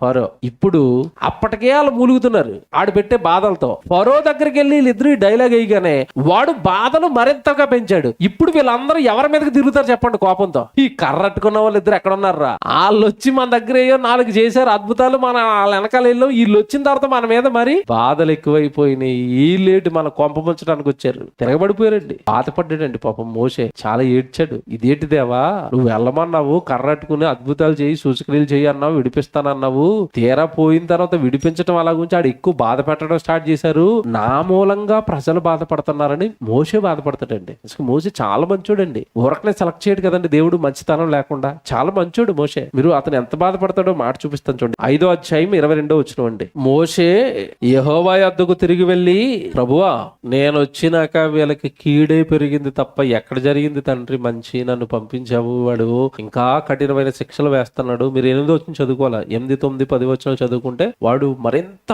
టార్గెట్ గా శిక్షలు వేసాడండి. అప్పుడు మోషే బాధపడుతున్నాడు. అప్పుడు మళ్ళా దేవుడు వచ్చాడండి మోషే దగ్గరికి. 6వ అధ్యాయం అదే. అందుకు యెహోవా ఫరోకు నేను చేయబోచున్నాను నీకు నిశ్చయముగా నీవు చూచెదవు. మోషే వాళ్ళు ఏదో ఇప్పుడు చిన్న బాధపడుతున్నారు కదా, నువ్వేమో వెనక్కి తగ్గిపోవద్దు, నిలబడు, జరగబోయేది చూడు, నేను చేస్తాను, నిలబడు అన్నాడు. మోసేని సర్దుకుంటూ వస్తాడండి. మళ్ళా చదువుకుంటూ మీరు కిందకు వచ్చేస్తే ఆ దాస్యంలో నుండి తప్పిస్తాను, ఖచ్చితంగా నేను మీకు మేలే చేస్తాను, కీడు చేయను, వాడిని ఎలాగైనా వంచి నేను మిమ్మల్ని పంపిస్తాను, మీరు సిద్ధంగా ఉండండి. ఎందుకంటే నేను మిమ్మల్ని బట్టి కాదు, నేను అబ్రహాము, ఇస్సాకు, యాకోబులకు మాట ఇచ్చాను, వాగ్దానం చేశాను, మీ సంతానాన్ని కాపాడతానని. వాళ్ళకి ఇచ్చిన మాట కోసం వచ్చాను నేను. సో నేను పితరులకి చేసిన వాగ్దానాన్ని నిలుపుకోవడానికి నేను ఈ కార్యక్రమం చేయమన్నాను, నిలబడాలి అని వెనకాల జరిగిన చరిత్ర అంతా జ్ఞాపకం చేస్తాడు. మళ్ళీ మోషేకండి వాక్యం చెప్తాడండి దేవుడు, నాయకుడికి వాక్యం చెప్తాడండి దేవుడు. మోషేకి వాక్యం చెప్తున్నాడు, నేర్పిస్తున్నాడు, నేర్పించాడు, నిలబెట్టాడు. నిలబెట్టి 9వ వచనానికి రండి ఒకసారి. మోషే నిలబడ్డాడండి. మోషే నిలబడిన తర్వాత మోషే ఈ మాటలన్నీ పట్టుకెళ్ళి ఇశ్రాయేలుకి చెప్తాడు. అప్పుడు వాళ్ళ కండిషన్ ఎలా ఉందో క్యాచ్ చేయాలి మీరు. 9వ వచనం. అయితే వారు మనోవ్యాకులమును బట్టి కఠిన దాసత్వమును బట్టి మోషే మాట వినరైరి. ఇన్ని మాటలు చెప్పిన వింటున్నారు వాళ్ళు? వినరు. దేన్ని బట్టి వింటం లేదట? మనోవేదన. ఈడేమో చిత కొట్టేస్తుంటే ఇతనేమో విడుదల చేస్తానంటాడు, ఏదో పితరులు అంటున్నాడు, వాగ్దానాలు అంటున్నాడు, మాకేమీ అర్థం అవట్లేదు బాబు అని మోషే మాట నమ్ముతున్నారా? నమ్మట్లేదండి. మోషే మాట వినకపోయేసరికి అప్పుడు మోషేతో ఎవరైనా నువ్వు తోడుగా ఉంటాను, నేను నిన్ను కాపాడుతాను ఖచ్చితంగానని ఇవన్నీ చెప్పుకుంటూ వస్తాడు. అలా కిందకి వెళ్ళేసరికి మోషే తల్లిదండ్రుల గురించిన పరిచయం మీకు జరుగుతుంది 20వ వచనంలో. ఏమంటే 6వ అధ్యాయం అయిపోయిన తర్వాత 7వ అధ్యాయానికి వచ్చేసరికి స్టార్ట్ అయింది. నువ్వు వెళ్ళి అన్నాడు కదా, మళ్ళీ వెళ్ళాడు. వెళ్ళిన తర్వాత అండి ఇక్కడ 7వ అధ్యాయం చాలా ఇంపార్టెంట్. మళ్ళీ చదువుతున్నాను. బైబిల్ చదువుతున్న వాళ్ళందరూ కూడా ఈ నిర్గమకాండం 7వ అధ్యాయం మీరు బాగా చదవండి. చాలా విషయం ఉంది 7వ అధ్యాయంలో. ఏంటి విషయం అంటే, ఫరో దగ్గరికి నువ్వు వెళ్ళి నిలబడాలి, ఆడు ఒక దెబ్బకు లొంగడు, నేనే వాడి హృదయాన్ని కఠినపరుస్తాను. మోషేకి ముందుగానే చెప్పేస్తున్నాడు. ఆడేదో లొంగటం లేదు కదా, ఆడేదో మారటం లేదు కదా, నువ్వు ఏమన్నా కాస్త అలజడికి చెందుతావేమో, అలజడి చెందొద్దు, నేనే వాడి హృదయాన్ని కఠినపరుస్తాను. కారణం ఏంటో తెలుసండి, ఫరో హృదయాన్ని దేవుడే కఠినపరిచాడు. ఎందుకు కఠినపరిచాడు తెలుసండి? ఇశ్రాయేలులను కాపాడటం ఒకటే దేవుడి ఆలోచన కాదు అక్కడ. తానెవరో ఇశ్రాయేలులకు, ఐగుప్తీయులకు, చుట్టుపక్కల ఉన్న దేశాలన్నిటికీ కూడా యెహోవా అనే అతను, సృష్టికర్త అనే అతను ఒక అతను ఉన్నాడు, సృష్టి అతని అండర్లో ఉంటది, సృష్టి అతని మాట వింటది అని చుట్టుపక్కల దేశాలన్నిటికీ తెలియాలి అంటే ఫరోగాడి హృదయాన్ని కఠినం చేసి ఆ జనాంగం మీద నా శక్తిని, నా అద్భుతాలను, సూచక్రియలను చూపిస్తాను, దెబ్బకి మిగతా దేశాలన్నిటికీ దేవుడు ఉన్నాడని తెలియాలి. మోషే ఎంత ప్రణాళిక ఉందో నాకు కానీ 7వ అధ్యాయంలో రివీల్ చేశాడు అసలు సంగతి. చదువుతాను చూడండి 7వ అధ్యాయం. కాగా యెహోవా మోషేతో ఇట్లనెను, ఇదిగో నిన్ను ఫరోకు దేవునిగా నియమించి తిని, నీ అన్న అహరోను నీకు ప్రవక్తగా ఉండును. చూసారా, నువ్వెవరు ఇప్పుడు? దేవుడివి. మీ అన్న నీకెవరు? ప్రవక్త. ఎవడు ఎదురొస్తాడో చూస్తాను, నువ్వు దేవుడు అంతే. మోషేకి ఎలాగుంటదని నువ్వు దేవుడు అంటే? కర్ర చేతిలో ఉంది, అద్భుతాలు సూచక్రియలు జరుగుతున్నాయి, పైగా దేవుడు నిన్ను ఎవరు అంటున్నాడు? దేవుడివి, నా స్థానం నీకు ఇస్తున్నాడు, ఎల్లు అన్నాడు. ఇంకెలాగుంటుంది ధైర్యం? మంచి ధైర్యంతో నిలబడ్డాడండి. అప్పుడు ఒక మాట చెప్తున్నాడు చూడండి 2వ వచనంలో, నేను నీకు ఆజ్ఞాపించి యావత్తును పలకవలెను, ఫరో తన దేశంలో నుండి ఇశ్రాయేలును పోనీయవలనని నీ అన్నయ్య అహరోనుతో చెప్పెను.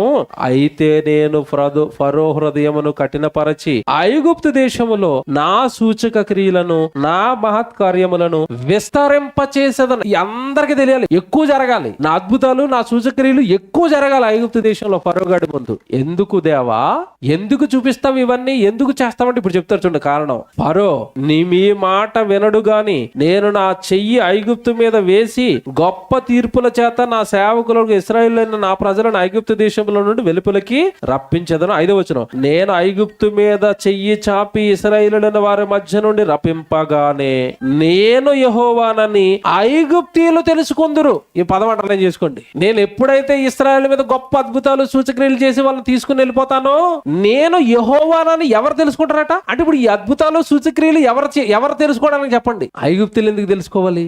ఎప్పుడైనా ఆలోచించారా? ఐగుప్తులు ఎందుకు తెలుసుకోవాలండి? భూమి మీద ఉన్న మనుషులందరికీ దేవుడు ఏమవుతాడు చెప్పండి? తండ్రి కదండి. ఇశ్రాయేలులను ఏర్పాటు చేసుకున్న ఇది ప్రత్యేక జనాంగమైన వీళ్ళని కాపాడటం ఎంత ముఖ్యమో, వీళ్ళని రక్షించడం ఎంత ముఖ్యమో, వీళ్ళని తీసుకుని వెళ్ళడం ఎంత ముఖ్యమో, సృష్టికర్త అంటూ ఒకడు ఉన్నాడు అని ఐగుప్తీయులకు తెలియటం కూడా అంత ముఖ్యం. ఐగుప్తీయులు ఎవరు చెప్పండి? ఎవరి పిల్లలు? దేవుని పిల్లలా కదా? మరి వాళ్ళకి దేవుడి గురించి తెలియాలి. కనుక నేను చేసే అద్భుతాలు సూచక క్రియలు ఈ మహత్కార్యాలు అన్ని కేవలం ఇశ్రాయేలు విడిపించడానికే కాదు, ఐగుప్తీయులు కూడా నేను యెహోవానని వాళ్ళు కూడా తెలుసుకోవాలి. 7వ అధ్యాయంలో ఈ మాటలు సామాన్యమైనవి కాదండి. ప్రపంచ మానవాళికి నేను ఎవరో తెలియాలి గనుక ఇదిగో వాడి దగ్గర ఇన్ని అద్భుతాలు ఇన్ని సూచక్రియలు చేస్తున్నాను. ఇది మీరు టిక్ పెట్టుకోండి. ముందుకెళ్లేసరికి 9వ అధ్యాయంలో 10వ అధ్యాయంలో ఇవే మాటలు మళ్ళీ రిపీట్ అవుతాయి. అప్పుడు మళ్ళీ మీకు బాగా అర్థం అవుతుంది. 9వ అధ్యాయంలో ఉంటది ఇదే మాట, 10వ అధ్యాయంలో కూడా ఉంటది. ఓకే, ఇది గుర్తుపెట్టుకోండి. నా గురించి ఐగుప్తులు అందరూ కూడా తెలుసుకోవాలి అన్నాడు. ఈ అద్భుతాలు ఈ సూచక్రియలు చేయడానికి ఫరో ఎదుట మోషే నిలబడేసరికండి మోషేకు వయసు 80 సంవత్సరాలు, అహరోనుకి 83 సంవత్సరాలు. అంటే ఇద్దరికి వయసు ఎంత తేడా? 3 సంవత్సరాలే. ఈ వయసులో సేవా భారంతో ఫరో ముందు నిలబడ్డాడు. రైట్. ఇప్పుడు ఏం చేస్తున్నాడు దేవుడు అంటే, ఆయన నీ అద్భుతాలు మహత్కార్యాలు సూచక్రియలు చేస్తేనే తప్ప వాడు లొంగడు గనుక ఇక్కడి నుంచి టిక్ పెట్టుకుని రాసుకోండి. ఆయన తెగులు పంపిస్తా ఉంటాడు ఐగుప్తీయుల మీదకి. ఇవన్నీ స్టార్ట్ అవుతాయి. మొదటిగా ఏం చెప్పాడంటే, మొదటి సూచక్రియగా ఏం చెప్తున్నాడంటే 10వ వచనంలో, కాబట్టి మోషే అహరోను ఫరో యొద్దకు వెళ్లి యెహోవా తమకు ఆజ్ఞాపించినట్లు చేసిరి. ఏంటది?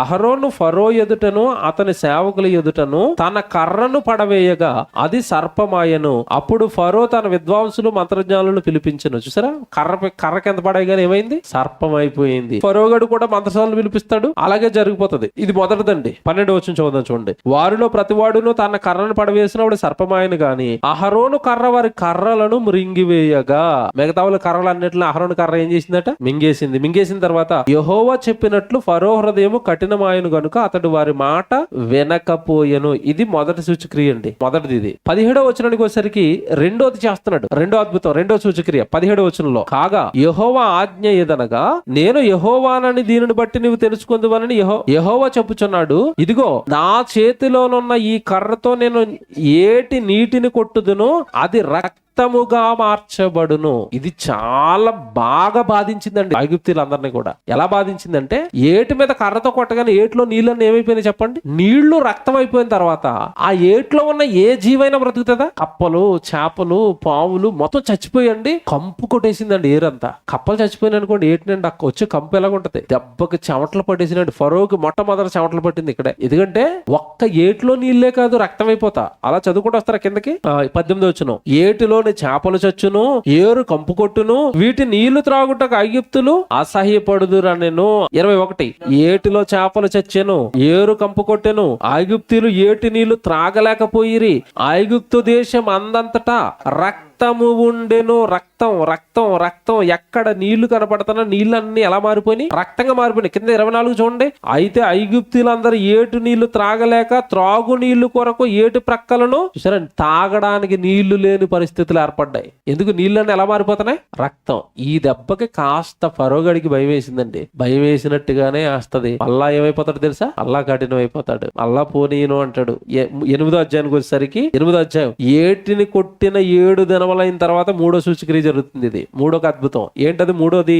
ఏటిలోని కప్పలు విస్తారంగా పుట్టును. ఒకప్పుడేమో ఏటిలో నీళ్ళని రక్తంగా మార్చాడు, ఇప్పుడు ఏటిని పంపిస్తున్నాడు, కప్పలు పంపిస్తాడు. ఇది మూడోది. జాగ్రత్త రాసుకోండి ఇవన్నీ. మూడోది కప్పలను పంపిస్తాడు. కప్పల్ని పంపించిన తర్వాత ఏం జరిగిందో మీ అందరికి తెలుసండి. మొత్తం ఐగుప్తులు ఇళ్లలోకి వెళ్ళిపోయాయి, కిచెన్ లోకి వెళ్ళిపోయాయి, మంచం ఎక్కేసాయి. అసలు ఎక్కడ చూడండి కళ్ళ ముందు కళ్ళు మూస్తే కప్పలే కనబడుతున్నాయి. చివరికి పొయ్యిలో కూడా కప్పలే ఉంటాయండి. తిండి తినడానికి పొయ్యి వెలిగించుకుందాం, పొయ్యిలో ఏమున్నాయి? పిండి పిసుకు తొట్టులో కూడా కప్పలే. అంటే కిచెన్ రూమ్ లో డబ్బాల్లో కూడా పాకేసినాయి కప్పలు. మొత్తం ఇల్లు, పొలము, బెడ్రూమ్, కిచెన్ ఎక్కడ చూడండి కప్పలు కప్పలు కప్పలు కప్పలు. మీకు తెలుసో లేదో, మానవ సైకాలజీ ప్రకారం మీరు అలా తోవలో వెళ్తున్నప్పుడు ఒక కప్ప కనపడుతుంది అనుకోండి, మీకు ఎలా ఉంటది? జాగ్రత్తగా వినాలి. ఒక్క కప్ప కనపడితే మీకు ఎలా ఉంటది? చూస్తారు, ఒళ్ళు జల్లరేస్తుంది. ఒకటే కదా, మనల్ని ఏం చేస్తారు, మనం ఎంత పొడుగున్నా చిన్నది కదా ధైర్యం వెళ్ళిపోతారు. అయ్యే 100 కప్పలు కళ ఎదుర్కొంటూ వచ్చేస్తున్నాయి అనుకోండి, ఎలా ఉంటా చెప్పండి? 100 కప్పలు ఎదుర్కొంటూ వస్తున్నాయి రారా అనుకుంటా. అది చిన్నదైనా మనం ఎంత పొడుగున్నా సంఖ్య ఎక్కువ ఉంది. అక్కడ ఎన్నున్నాయి? దెబ్బకి ఎలా పడతాయి? చెమటలు పట్టేవండి, చంపేస్తాయి, ఉంచుతాయి, కొరికేస్తాయి, తినేస్తాయి. అలాంటిది అసలు మంచం మీద పడుకోవడానికి లేదు, కిచెన్ లో ఉండడానికి లేదు. ఎక్కడ చూడండి కప్పలు కప్పలు కప్పలు కప్పలండి. దెబ్బకండి ఫరోగాడు ఫస్ట్ టైం మా కోసం ప్రార్థన చెయ్యండి అని ఆ నోట్లోంచి వచ్చిందండి. ఇక్కడే ఈ దెబ్బకే. 13వ వచనానికి రండి. 12వ వచనం. మోషే అహరోనులు ఫరో ఎదుట నుండి బయలు వెళ్ళినప్పుడు యెహోవా ఫరో మీదకి రాజేసిన కప్పల విషయంలో మోషే అతని కొరకు మొరపెట్టగా, చేసిన వాడు మొరపెట్టమని కోరుకుంటే మోషే అతని కోసం ఏం చేస్తాడు? మొరపెడతాడు. మొరపెట్టిన తర్వాత ఇక్కడ ఒక అద్భుతం జరిగిందండి. ఏంటో తెలుసా? ఏట్లో కప్పలు పుట్టాలి అనగానే పుట్టాయా? కప్పలు నువ్వు వెళ్ళాలి అనగానే వెళ్ళాయి. ఎవరింటి మీదకి వెళ్ళాయి? ఇక్కడ మీరు జాగ్రత్తగా పట్టుకోవాల్సింది ఏంటంటే, ఐగుప్తీయులు తర్వాత ఇశ్రాయేలీలు ఒకే దేశంలో కలిసి ఉన్నారు. కప్పలు వెళ్ళండి అనగానే ఎవరింటికి వెళ్ళాయి? అంటే ఎవడ ఐగుప్తీయుడు ఎవడ ఇశ్రాయేలీడు కప్పలకి తెలుసు. బాగా వినండి. తెలుసు. కప్పలకి అంత నాలెడ్జ్ ఎక్కడది? ఎప్పుడైనా ఆలోచించారా? వీడు దేవుడిని నమ్మినాడు, వీడు ఐగుప్తీయుడు, ఇశ్రాయేలీయుడు ఎలాగ ఐడెంటిఫై చేశాయి? అది సృష్టి అండి. దేవదూతలు దేవుడు నమ్మారో నమ్మలేదో తెలుస్తాయా? తెలీదా? తెలుస్తాయి. తెలిసిపోయింది. కప్పలు వెళ్ళిపోయాయి. వెళ్ళగానే ఇక్కడ జాగ్రత్తగా వినండి, ఫరోగాడి ఇంట్లో మీరు ఉండాలి అనగానే మంచం ఎక్కిపోయి పడుకున్నాయి కప్పలు. ఈడు దెబ్బకు చెమటలు పట్టేసి బాబోయ్ అని మోషే అహరోనుల దగ్గరకు వచ్చాడు. వీళ్ళు ప్రార్థన చేయగానే దేవుడికి మోషే ప్రార్థన చేశాడు. మోషే కప్పలకి ఆజ్ఞ ఏంటో తెలుసండి? మీరు చచ్చిపోవాలి అనగానే ఎక్కడి కప్ప అక్కడ చచ్చిపోయిందండి. అసలు ఏమర్థమైంది చెప్పండి వాటిలో ఉన్న నీతి? పుట్టమంటే పుట్టాయి, వెళ్ళమంటే వెళ్ళాయి, చచ్చిపోమంటే చచ్చిపోయాయి. యేసు గురించి చెప్తాను ఇప్పుడు. పరలోకంలో పుట్టాడు, భూమి మీదకి ఎల్లు కొడుకా అన్నాడు, వచ్చాడు. భూమి మీద ప్రాణం పెట్టు, చచ్చిపో కొడుకా అన్నాడు, చచ్చిపోయాడు. ఇప్పుడు మన గురించి చెప్తాను. దేవుడు మనల్ని వెళ్ళమన్నాడు, లోకానికి వెళ్ళమన్నాడు. వచ్చాం. మీరు సర్వలోకానికి వెళ్ళి సువార్త ప్రకటించండి అన్నాడు. మీ సహోదరుల నిమిత్తం మీరు ప్రాణం పెట్టండి అన్నాడు. మనం ఏమైనా చేస్తామా? మనం బెటరా కప్ప బెటరా చెప్పండి ఇప్పుడు? అందుకే సృష్టి మంచిది, మీరంటే నాకు ఇష్టం లేదు అంటాడు దేవుడు. పుట్టమంటే పుడతాయి, చెప్పిన పని చేస్తాయి, చచ్చిపోమంటే వాటి కమిట్మెంట్ చూసారండి? వాటి కమిట్మెంట్ అండి. నిజంగా సర్వ సృష్టిని మన పాదాల కింద పెట్టి దేవుడు ప్రేమించి మీరు నా కోసం బ్రతకండ్రా అంటే ఎవరండి బ్రతుకుతున్నారు? ఎవరండి ఆలోచిస్తారు? మీరు కప్పలు బెటర్ కదండి. ఇక్కడ కప్పలు బెటర్ కదండి. ఇది నెంబర్ ఎంత దీనిది? సూచక్రియ 3 అండి. మూడోది అలా మీరు చదువుకుంటూ వచ్చేస్తే కప్పల దెబ్బకి మారినట్టుగానే మారి పోనీ ప్రజలంటే నేను పోనీ అన్నాడు. ఇప్పుడు 4వ వస్తుంది. ఎన్నో వచనం అంటే 17వ వచనం. అహరోను తన కర్రను పట్టుకుని చెయ్యి చాపి ఆ దేశపు ధూళిని కొట్టినప్పుడు పేలు మనుషుల మీదను జంతువుల మీదను ఉండెను. పేలు మిన్నల్లి ఏమండి ఇవన్నీ కూడా దేశం మీదకి వచ్చేసేయండి. పేలు వచ్చేసేయండి. పేలు ఆ దెబ్బకి కింద 9వ వచనానికి వెళ్ళేసరికి చూడండి 18వ వచనానికి పేలు మనుషుల మీద జంతువుల మీద కూడా శకునగాండ్రు ఇది దైవ శక్తి అని ఫరోతో చెప్పిరి. 19వ వచనం. శకునగాండ్రు ఇది దైవ శక్తి అని ఫరోతో చెప్పిరి. దైవ శక్తిది, ఇది దైవ శక్తి. ఒరే నీకు దేవుడు ఎదురుగా వచ్చేసిందిరా, నువ్వు పోతావరేక, దేవుడు దిగాడురా బాబు. ఇవన్నీ ఈ ప్రకృతిని ఆపరేట్ చేయటం అంటే దేవుడి వల్ల తప్ప ఇంకెవరి వల్ల కాదని వాళ్ళు చెప్పారండి. దైవ శక్తిది, దేవుని శక్తిది, నీ మీదకి రోగాలు రావటం అన్నారు. అయినా మారాడంటే మళ్ళా కఠినమైపోయాడట. 21వ వచనానికి వెళ్ళేసరికి 5వ నీవు ఈ ప్రజలను పోనీయని ఎడల చూడుము, నేను నీ మీదకి, నీ సేవకుల మీదకి, నీ ప్రజల మీదకి, నీ ఇండ్లలోనికి ఏగలను గుంపులుగా పంపేదను. ఏమొచ్చాయి ఇప్పుడు? మళ్ళీ ఫస్ట్ నుంచి లెక్క పెట్టుకోండి. ఏమొస్తాయి? ఫస్ట్ ఏమొచ్చింది? ఫస్ట్ ఏం జరిగింది? నీళ్లు రక్తంగా అయిపోవటం. 3వది కప్పలు. ఇప్పుడు 4వ దానికి వచ్చేసరికి ఏంటది? పేలు మిన్నల్లి దేశం మీదకి రావటం. ఇది 4 పేలు. కిందకి 5వ వచ్చేసరికి ఏగలు. ఏమంటే 5 తెగుళ్ళు మీదకి వచ్చిన తర్వాత బుద్ధి ఉన్నవాడు ఎవడైనా ఏం చేయాలి? అక్కడికే మంత్రసానులు చెప్పారు అక్కడ, ఒరే బాబు ఇది దైవశక్తి, మా వల్ల ఏమవదు, మేము ఆపలేము, దేవుడు దిగబడి మీదకి అన్నప్పుడు ఫరోగాడు ఏం చేయాలి చెప్పండి? తెలివైనోడైతే బాబు ఇంతకు మట్టుకు మేము మారిపోయాం, మా ప్రజలు మారిపోయాం, ఆయనకి పాదాక్రాంతం అనాలి అన్నాడా అంటే మళ్ళా కఠినం అయిపోయాడండి. నెంబర్ ఎంత ఇప్పుడు వాడి మీదకి దిగింది? 5. ఇలాగ అయిపోయిన తర్వాత 9వ అధ్యాయానికి వచ్చేయండి. మారలేదు, దేవుని మేము పంపమన్నాడు, ఇదంతా జరుగుతుంది. మళ్ళీ డిస్కషన్ ఇప్పుడు 9వ అధ్యాయానికి వచ్చేసాం. 9వ అధ్యాయానికి వచ్చేసరికి తర్వాత మోషేతో ఇట్లను, నీవు నా ప్రజలను పోనిమ్ము, నీ వారు పోనీయనొల్లక ఇంకను వారిని నిర్బంధించిన ఎడలా ఇదిగో యెహోవా బాహుబలము పొలములోనున్న నీ పశువుల మీదకి, నీ గుర్రముల మీదకి, నీ గాడిదల మీదకి, నీ ఒంటెల మీదకి, నీ ఎద్దుల మీదకి, నీ గొర్రెల మీదకి మిక్కిలి బాధాకరమైన తెగులు కలుగును. ఐగుప్తుల పశువులకు మాత్రమే తెగులండి. ముందు కౌంటర్ ఎవరికి? నీ మీదకి తెగులు రాబోతున్నాయి అనలేదు. ఫస్ట్ ఎవరి మీదకి వస్తాయి? పశువుల మీదకి నీకు తెగుళ్ళు వస్తాయి అన్నాడు. అన్నట్టుగానే వచ్చాయండి. పశువులన్నీ చచ్చిపోయాయి, బాధపడ్డాయి. అయినా వాడు మారాడు అంటే ఏమండి? మారలేదండి. ఇక్కడ ఒక వింత జరిగిందండి, అద్భుతం జరిగింది. ఏంటో తెలుసా? అలా చదువుకుంటే 6వ వచనానికి రండి. 6వ వచనం, 9వ అధ్యాయం 6వ వచనం. ఆ కార్యము చేయగా ఐగుప్తుల పశువులన్నీ చచ్చాను, కానీ ఇశ్రాయేలు పశువుల్లో ఒకటి చావలేదు. ఇది చూడండి ఎలాగుందో. రోగం ఎవరి మీదకి వచ్చింది? ఏ పశువుల మీదకి వచ్చింది అంటే ఇప్పుడు వస్తున్న ఏ అద్భుతం కూడా ఇశ్రాయేలులను తాకటం లేదు, ఇశ్రాయేల్ జంతువులు కూడా తాకట్లేదు. చూడండి ఏం వండర్స్ అండి ఇవి. ఏమంటే 2 గేదెలు పక్కన ఉండి ఒక గేదె చచ్చిపోయి ఒక గేదె బతుకుందంటే ఎలాగుంటది? ఇశ్రాయేల్ గేదె చచ్చిపోతుంది, ఇశ్రాయేల్ గేదె బ్రతుకుతుంది, ఐగుప్తుడి గేదె చచ్చిపోతుంది. 2 పక్క పక్కనే ఉన్నాయి, ఒక దేశమే. ఎంత అద్భుతాలండి, కల్లారా చూసారండి ఇశ్రాయేలు. ఇటు ఐగుప్తులు చూస్తున్నారు, ఫరో చూస్తున్నాడు. ఇదంతా అయిపోయిన తర్వాత అయినా మారలేదండి. 9వ వచనానికి వచ్చేసరికి ఐగుప్తు దేశం అంతటా సన్నపు ధూళి ఐగుప్తు దేశం మనుషుల మీదను జంతువుల మీదను దద్దుర్లాగునని మోషేతో అహరోనులతో చెప్పాను. కాబట్టి వారు ఆవపు బుగ్గి తీసుకుని వచ్చి ఫరో ఎదుట నిలిచిరి. మోషే ఆకాశం వైపు దాన్ని చల్లగానే అది మనుషులకును జంతువులకును పొక్కు దద్దుర్లాయను. ఆ దద్దుర్ల వలన శకునగాండ్రులు మోషే ఎదుట నిలువలేకపోయేరు. వీళ్ళు చేతులెత్తేసారు చివరికి శకునగాండ్రులు కూడా. 7 అయిందా? 8వసరికి ఈసారి తెగులు మనుషుల మీదకి. 14 వచ్చినవండి. నన్ను సేవించుటకు నా జనులను పోనిమ్ము, సమస్త భూమిలో నా వంటి వారు ఎవరినూ లేరో నువ్వు తెలుసుకోవాలని ఈసారి నా తెగుళ్ళన్నీ నీ హృదయమునొచ్చునంతగా నీ సేవకుల మీదకి నీ ప్రజల మీదకి పంపెదను. భూమి మీద ఉండకుండా మీరు అందరూ నశించిపోతారు. 8వసారి తెగుళ్ళు ఎవరి మీదకి? మనుషుల మీదకి వస్తున్నాయి. ఎందుకు ఇవన్నీ జరుగుతున్నాయి అంటే ఇందా చెప్పాను కదా, 9వ అధ్యాయంలో ఒక మంచి మాట ఉంటదని. అది ఇదే 16వ వచనం. జాతర రాసుకుంటే అది 16వ వచనం. నా బలమును నీకు చూపునట్లును భూలోకమందంతటా నా నామము ప్రచురము చేయనట్లును ఇందుకే నేను నిన్ను నియమించి తిని. చూసారా ఫరో గారిని ఎందుకు నియమించాడట? నా నామము భూలోకమందంతటా ప్రచారం అవ్వాలి. భూలోకంలో ఉన్న ప్రతి ఒక్కడికి నేనే తండ్రినని, సృష్టికర్తనని, దేవుడిని ఒకడేనని ఈ దెబ్బతో తెలిసిపోవాలా. ఈగలు వస్తున్నాయి, దద్దుర్లు వస్తున్నాయి, రోగాలు వస్తున్నాయి, పక్కనే ఉన్న తన పిల్లలకి రావటం లేదు, మిగతా వాళ్ళందరూ చస్తున్నారు, జంతువులన్నీ చస్తున్నాయి అంటే బాబోయ్ దైవశక్తి దిగింది. దేవుడు అనగానే ఈయనే సృష్టిని మొత్తం అల్లాడిస్తున్నాడంటే, సృష్టిని తన చేతిలో పెట్టుకుని ఆపరేట్ చేస్తున్నాడంటే సృష్టికర్త వచ్చాడు, ఆయనే దేవుడు అని సర్వ భూమి మీద ఉన్న దేశాలన్నీ తెలుసుకోవాలి. ఇప్పుడు చెప్పండి, మోషే అహరోనులను నిలబెట్టి ఐగుప్తు మీద ఇన్ని అద్భుతాలు సూచకులు చేయడానికి కేవలం ఇశ్రాయేలును కాపాడడానికే కాదు, ఇన్నర్గా ఇంకొకటి రన్ అవుతుంది దేవుడు మైండ్ లో. ఏంటది? అందరికీ నేను యెహోవానని తెలియాలి, భూలోకమందంతటా నా నామము ప్రచారం అవ్వాలి. అర్థమవుతుంది ఇప్పుడు మీకు దేవుడు ఎవడు? మా మాట చెప్పనా? బాగా వినండి, మీకు ఎప్పుడైనా డౌట్ వచ్చిందో లేదో. ఇప్పుడు ఇశ్రాయేలును విడిపించాలి అంటే అడ్డుగా ఉన్నది ఎవరు చెప్పండి? అక్కడ ఒకడు అడ్డు. ఎవడు? ఫరో గారిని చంపేస్తే టక్కమని ఇశ్రాయేల్ అందరూ వచ్చేస్తారు. మరి ఆడిని చంపకుండా ఆడిని అలాగే నిలవబెట్టుకుని మిగతా కథ అంతా ఎందుకు నడుపుతున్నాడు దేవుడు? ఎప్పుడైనా ఆలోచించారా?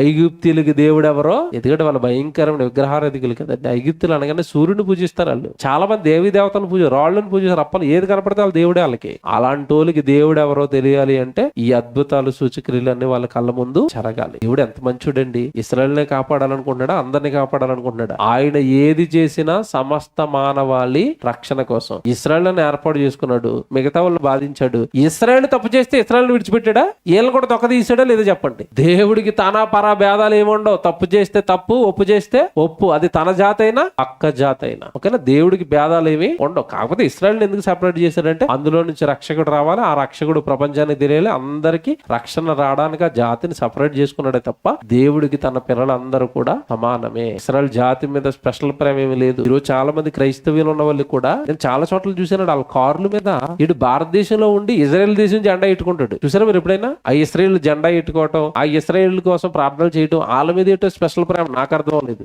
యేసుని చంపేసిన వాళ్ళు వాళ్ళేరా బాబు. మన యేసులోకి సిలువేసింది ఎవరు చెప్పండి? యూదులు. వాళ్ళ జెండా ఎట్టుకుని ఇటు తిరుగుతాడు. మా ప్రభువుని బాగా చంపేవారనా?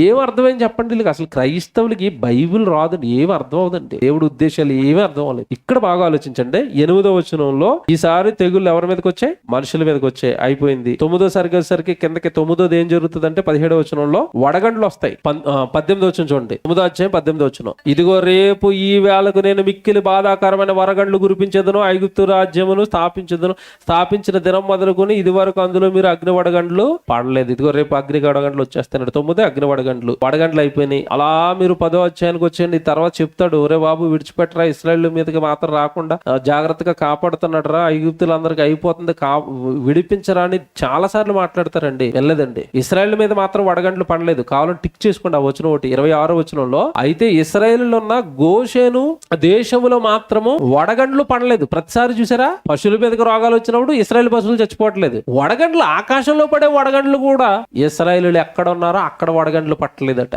అద్భుతం కాదండి ఇది. అంత వర్షం చూసి మన ఇంటి మీద వర్షం కురవట్లేదు అనుకోండి, ఎలాగొంట చూసేవాడికి. ఎండ అందరి ఇంటి మీద పడిపోయి మన ఇంటి మీద చల్లగా నీడగా ఉందనుకోండి, ఎలాగొంట చూడడానికి. అలాంటి వండర్ చూసారండి. అప్పుడు ఇది అయిపోయింది. 10వ అధ్యాయానికి వచ్చేయండి. 10వ అధ్యాయానికి వచ్చేసరికి 10వ అధ్యాయము 2వ వచనంలో కూడా ఒక మంచి మాట ఉంటుందండి. మొదటి వచనం చదువుదామే. మొదటి వచనం, కాగా యెహోవా మోషేతో ఫరో యొద్దకు వెళ్ళుము, నేను యెహోవానని మీరు తెలుసుకున్నట్లును నేను చేయు సూచక్రియలు ఐగుప్తుల ఎదుట కనబరచుటకును నేను వారి ఎడల జరిగించిన వాటిని వారి ఎదుట కలగజేసిన సూచక్రియలను నీవు నీ కుమారునికి ప్రచారం చేయనట్లును నేను అతని హృదయమును అతని సేవకుల హృదయాన్ని ఇదిగో నేను ఐగుప్తుల ఎదుట సూచక్రియలు చేయాలి, ఐగుప్తులు కూడా రక్షణ పొందాలి, నేను ఎవరో తెలియాలి. ఇది వచనం. 10వ వచనంలో వెళ్ళిపోయేసరికి 10వ అధ్యాయం 4వ వచనంలో ఇంకొక అద్భుతం, ఇంకొక తెగులు పంపిస్తున్నాడు.